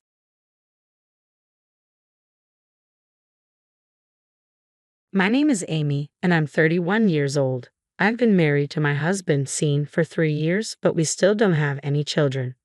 We had envisioned owning a home and starting a family by now, but that dream seems to be slipping away. I've started to believe that Sean and his parents are contributing to our current situation. Despite our efforts to save money together, Our savings haven't grown much. Scene often buys expensive branded gifts for his parents, and this habit has been a strain on our finances. Before we married, I knew Scene had a tradition of giving gifts to his parents, which I initially saw as a sign of respect. However, my perspective has shifted since we've been married. While his filial piety is admirable, his tendency to spend money recklessly has become more apparent. He seems to view our increased income as a green light for more extravagant spending. Where he used to stick to a budget, he now chooses only luxury items, and his parents have come to expect these costly gifts. They even request them for no particular reason, which I find difficult to understand. Scene has been secretly giving gifts to his parents, and discovering this has only fueled my growing resentment. While he shows unwavering dedication to his parents, he remains indifferent to mine. When I bring up my mother's upcoming birthday, his nonchalant response only adds to my frustration. The stark contrast between the gifts he lavishes on his parents and the modest ones I can afford for mine bothers me deeply. I sometimes wish I could give my parents expensive gifts, but our finances are stretched thin due to his spending. As a result, the gifts I manage to give them are always a compromise, falling short of what I'd like to offer. Although my parents appreciate what they receive, it pains me that I can't fully celebrate their special occasions. My dissatisfaction with Scene's one-sided concern for his parents is becoming increasingly difficult to ignore. After a year of marriage, as I watched our savings stagnate, I began addressing Scene's spending habits. However, each time we discussed it, the conversation ended in his anger. He would accuse me of lacking sympathy for his parents or even of disliking them without truly hearing my concerns. Despite my repeated attempts to communicate, he never genuinely listened or showed any willingness to change. A few months ago, Scene bought his mother an expensive new wallet. When I confronted him about it, he defended the purchase by claiming her old wallet was worn out. But I knew the old wallet was one he had given her just a year earlier, and it didn't look worn to me. Realizing that my words weren't getting through to him, I decided to approach his parents directly. Considering our future, I felt it was crucial to address the issue directly with Scene's parents. With Scene present, I began by showing them the balance of our joint account. I pointed out how little our savings had grown since we got married, despite both of us working. As you can see, I said, we've hardly increased our savings since we began, even though we both contribute to the household income. My in-laws examined the bank statement with unreadable expressions while Scene appeared visibly displeased. Undeterred, I turned to him and asked Scene, do you remember the promise we made when we got married? We agreed to save money to build a house and start a family, right? He seemed to have a moment of realization and nodded, looking guilty. To get to the bottom of the issue, I pressed Scene further. Then why aren't you cooperating? Are you saying you don't want to build a house or have children? He shook his head vigorously, clearly disagreeing with that notion. Just as I was about to continue, my mother-in-law interrupted. Oh, so we're talking about building a house now. That sounds wonderful. I'd like our room to be in a sunny spot. My father-in-law quickly added, yes, we definitely need more space for our things. 2 rooms would be ideal. I was taken aback by this unexpected response. Seizing the moment, Scene became enthusiastic about the idea. All right, then let's make it 2 rooms, one for visits and another for storing clothes and belongings. Annoyed by their enthusiasm, I cut in, if we're adding 2 more rooms, that will increase our costs significantly.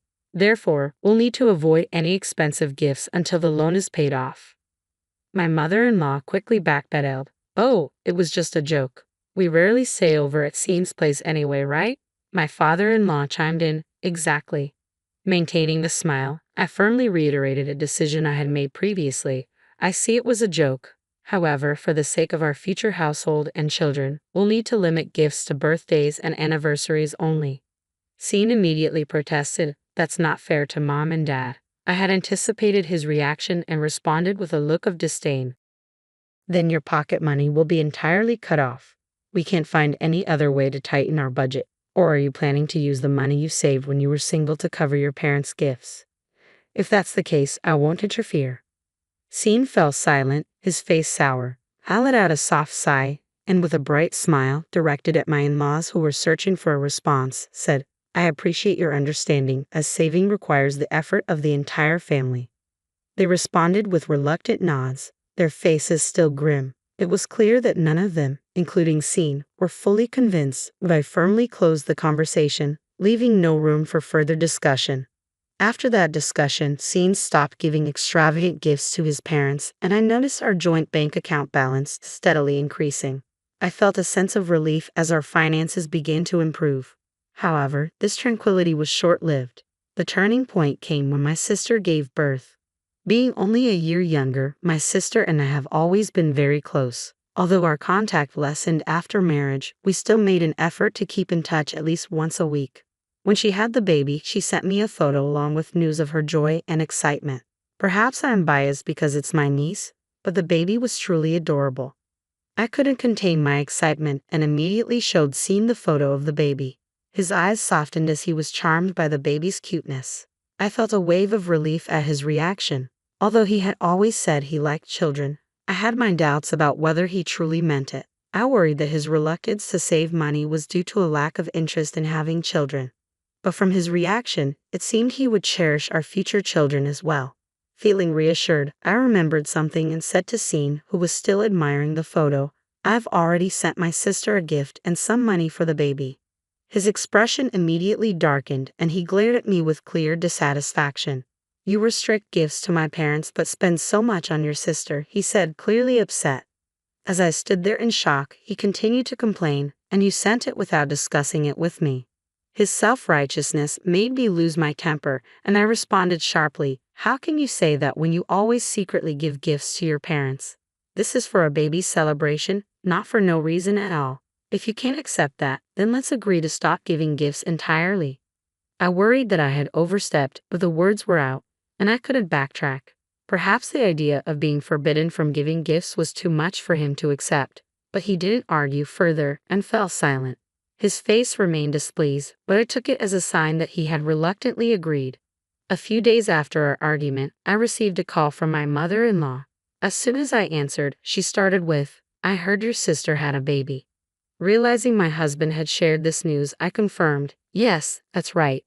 I expected her to offer congratulations or chat about the baby, but instead, she asked, "So, I heard you gave her a present. Is that true?" Taken aback by her directness, I replied, "Yes, I sent something for the baby." To my surprise, she responded cheerfully, "Well, I hope you'll have something for our anniversary next week too. I'm looking forward to it."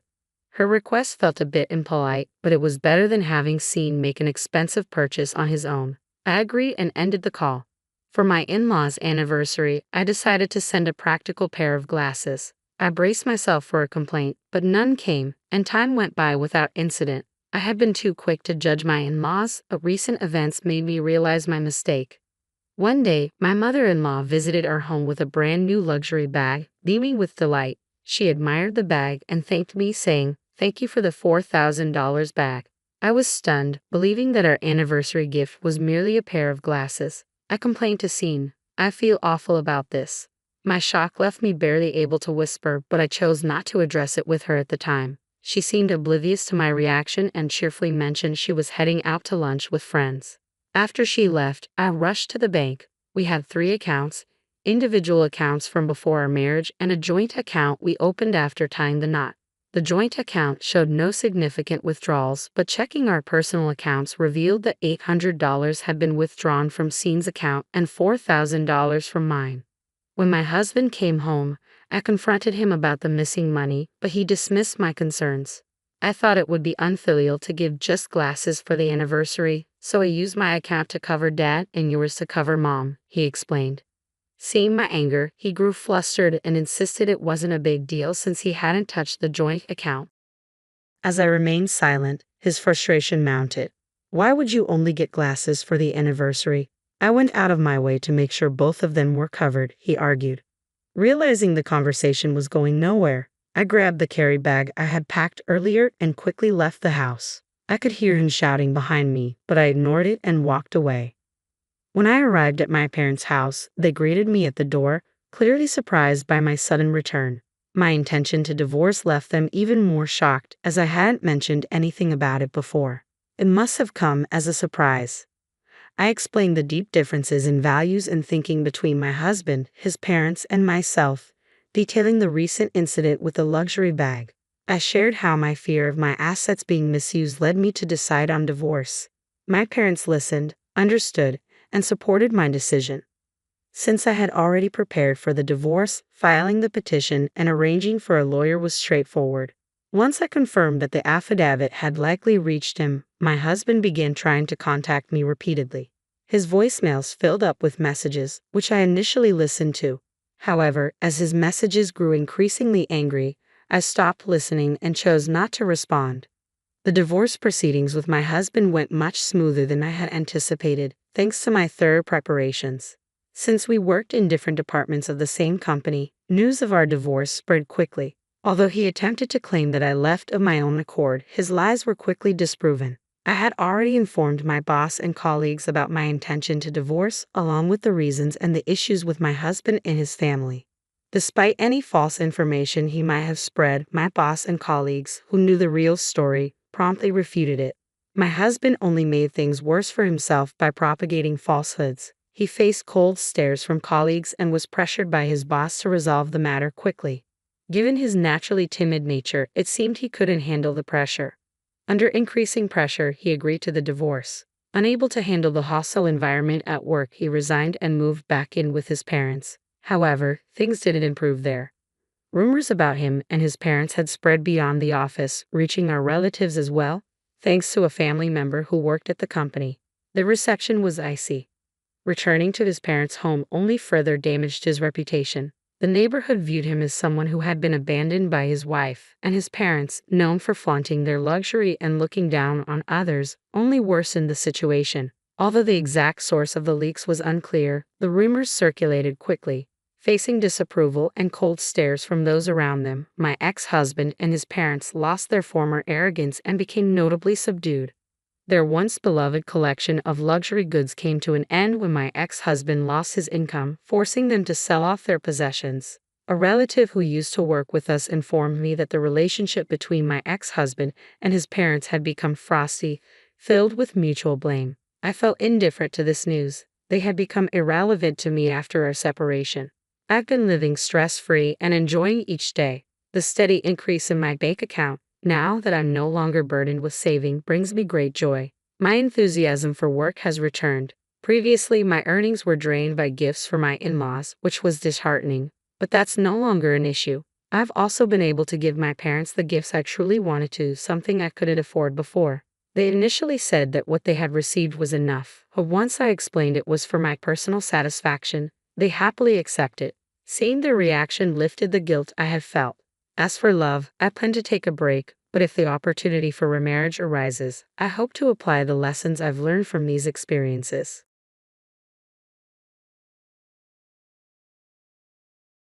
Thank you all for being here to celebrate our wedding day.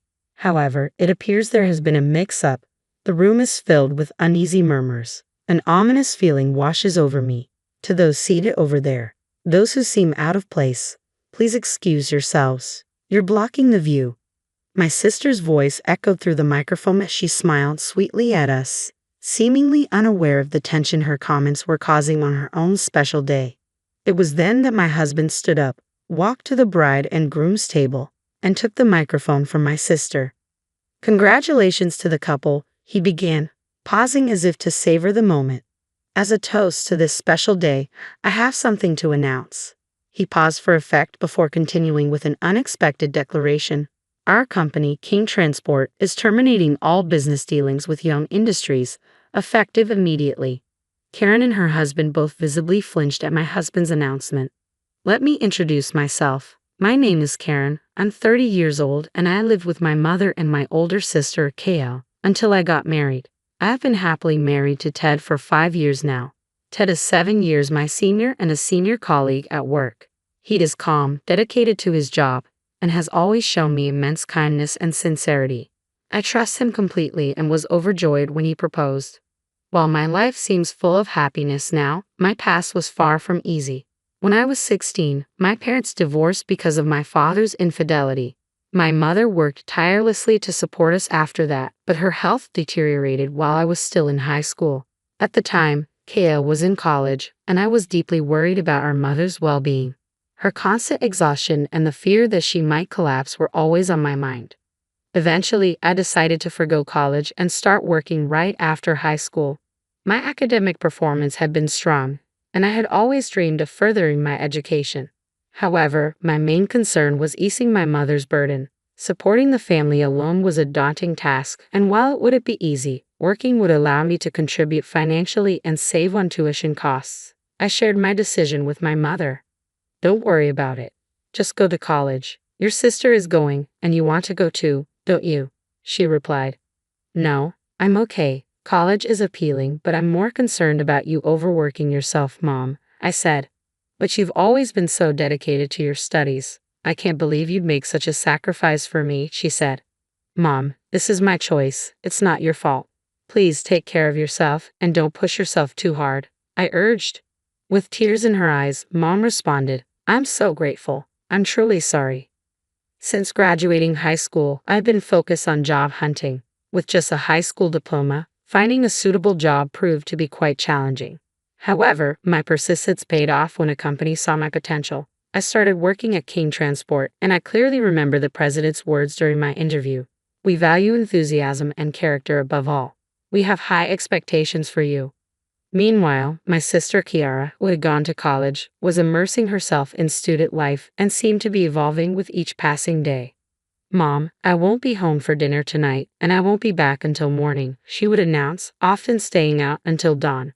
One day, while I was enjoying a rare day off at home, Kiara came in, her expression tense. Karen, aren't you supposed to be off work today? Could you please leave the house? She asked sharply. I'm off, but what's going on? I responded, puzzled.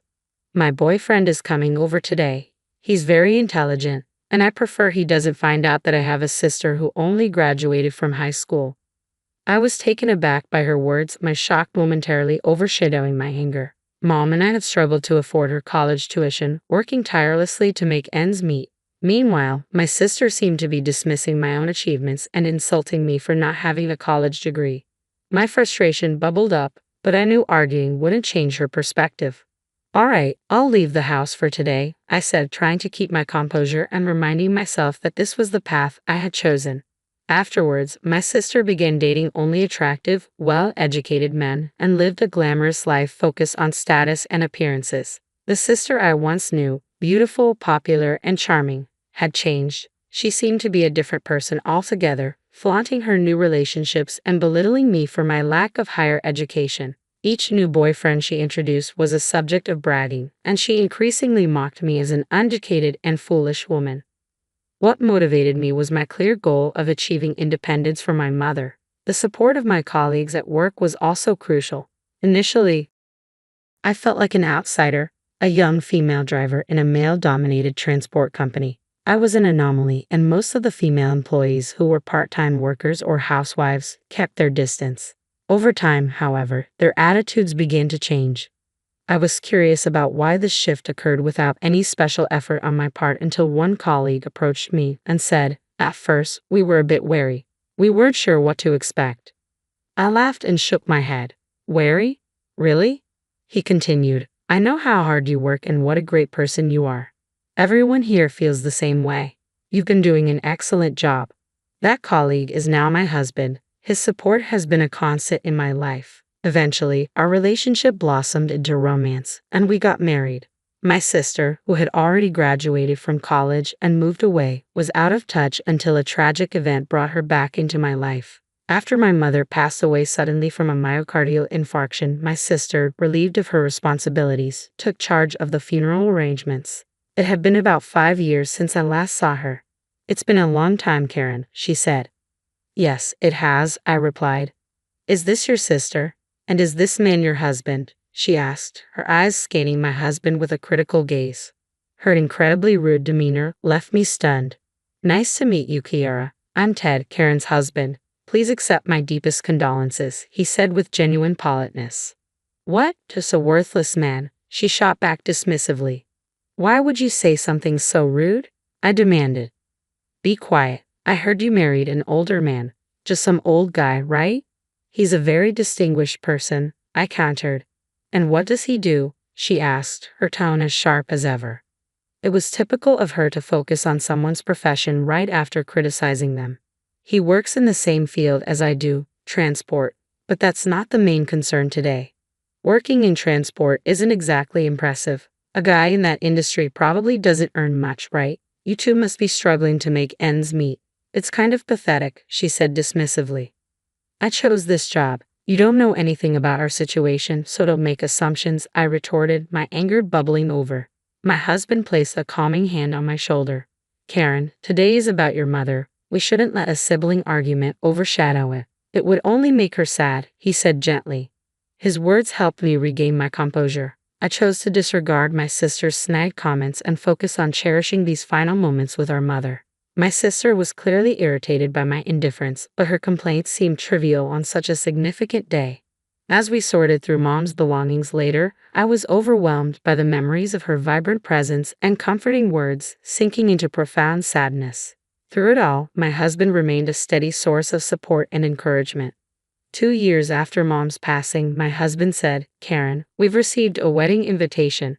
Really? I asked, surprised. It's for my sister, Kiara Young. I hadn't been in touch with her since the funeral, so hearing about her upcoming wedding was a shock. I'm not sure I'm ready to attend, I admitted. Maybe she's hoping to reconnect. You and she weren't always at odds, were you? He suggested. We used to be very close, I replied.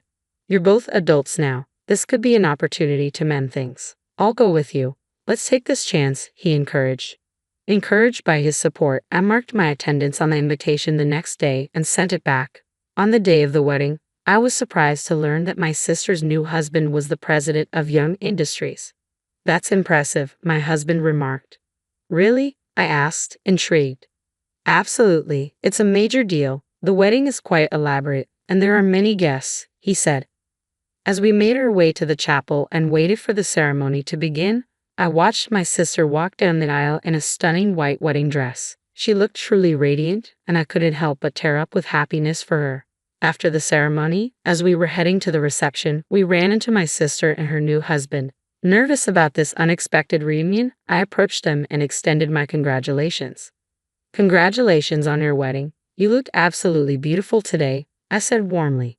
My sister responded with an air of arrogance. I never expected you to actually show up. Is this your sister, Wyatt? The groom asked, eyeing my husband and me with a critical gaze.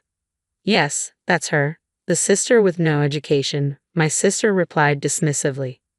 Wyatt chuckled mockingly. Is this really her? She looks nothing like you. Rather plain, wouldn't you say? He then glanced coldly at me. And her husband seems like just another average guy. They probably settled for each other, he added with a sneer. Stop right there. It was the same at the funeral, but this is too much. Leave my husband out of this. I shot back, anger flaring. How pathetic. A high school graduate like you showing up here is such an inconvenience. Just leave, my sister snapped, her words dripping with disdain. If I'm such a bother, why invite me at all? My husband is a president, and I just wanted to celebrate our beautiful wedding with a grand affair.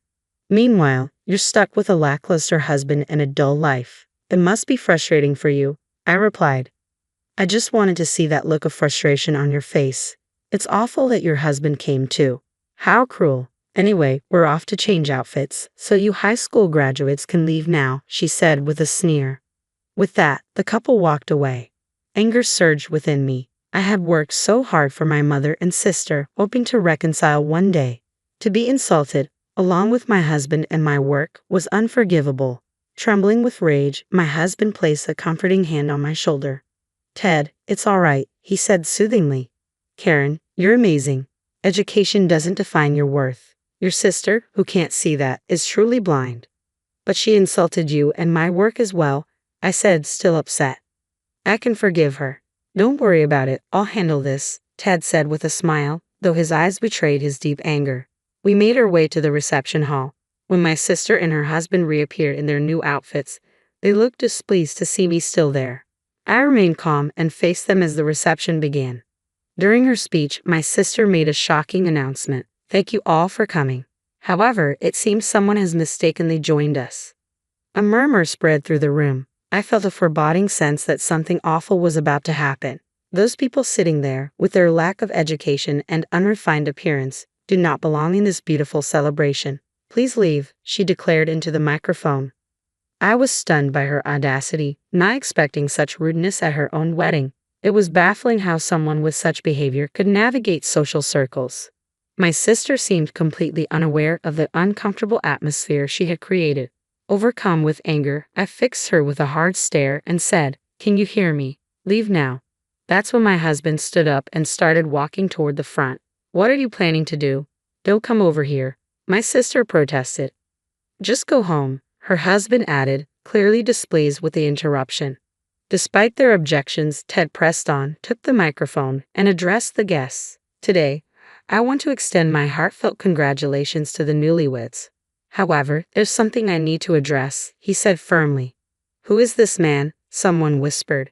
"Effective immediately, we will be terminating our contract with Young Industries," Ted declared, his voice steady and resolute. My sister gasped in shock at Ted's announcement. One of Wyatt's relatives, visibly startled, stood up and asked, "Are you the president of King Transport?" The question came from Wyatt's father, who had handed over Young Industries to Wyatt 2 years earlier. My sister looked bewildered, unable to grasp the unfolding situation. "It's been a while, Mr. Young," she stammered. "Yes, I am the president of King Transport, and this is my wife, Karen, the executive director," Ted confirmed. At that, Wyatt's guests, clearly affiliates of Young Industries, became visibly agitated. "Is this really happening? What does this mean? The president of King Transport? Karen is the executive director? This is unbelievable." As you heard earlier, the bride and groom made derogatory remarks about us, calling us uneducated and unsightly. In light of their wishes, we are terminating our contract with the groom's company and will no longer do business with them, my husband stated calmly. Wyatt's father turned pale, his face losing all color. Within moments, he flushed with anger and shouted, "Apologize to them right now." "Why are you so worked up, father? It's just a transport company. Is it really worth getting this upset?" my sister retorted scornfully. Meanwhile, Wyatt stood beside her, visibly trembling. "Wyatt, what's going on?" someone asked. In a panicked voice, Wyatt's father exclaimed, "King Transport is our exclusive carrier, handling our valuable cargo." "What?" My sister's face drained of color as the realization hit. "The president of King Transport is your husband. Ted's company is a major regional player with annual sales in the hundreds of millions. Since he hired me, I've dedicated myself to my work, driving reforms and incorporating on-site feedback. This hard work led to my promotion to executive director last year, thanks to strong recommendations from our team. If we cut ties with them, our products won't reach our customers starting tomorrow. This could severely damage our company's reputation and lead to significant financial losses." Hearing this, my sister's face went white with shock and fear, while Wyatt was in a panic, clutching his head. "I can't believe the president and executive director are involved and that King Transport is so crucial to our operations. This is disastrous. If shipping stops suddenly, it will erode trust with our partners and customers," Ted said, returning to my side with a calm demeanor. "We've offended such an important partner. Father, please help Wyatt," my sister pleaded.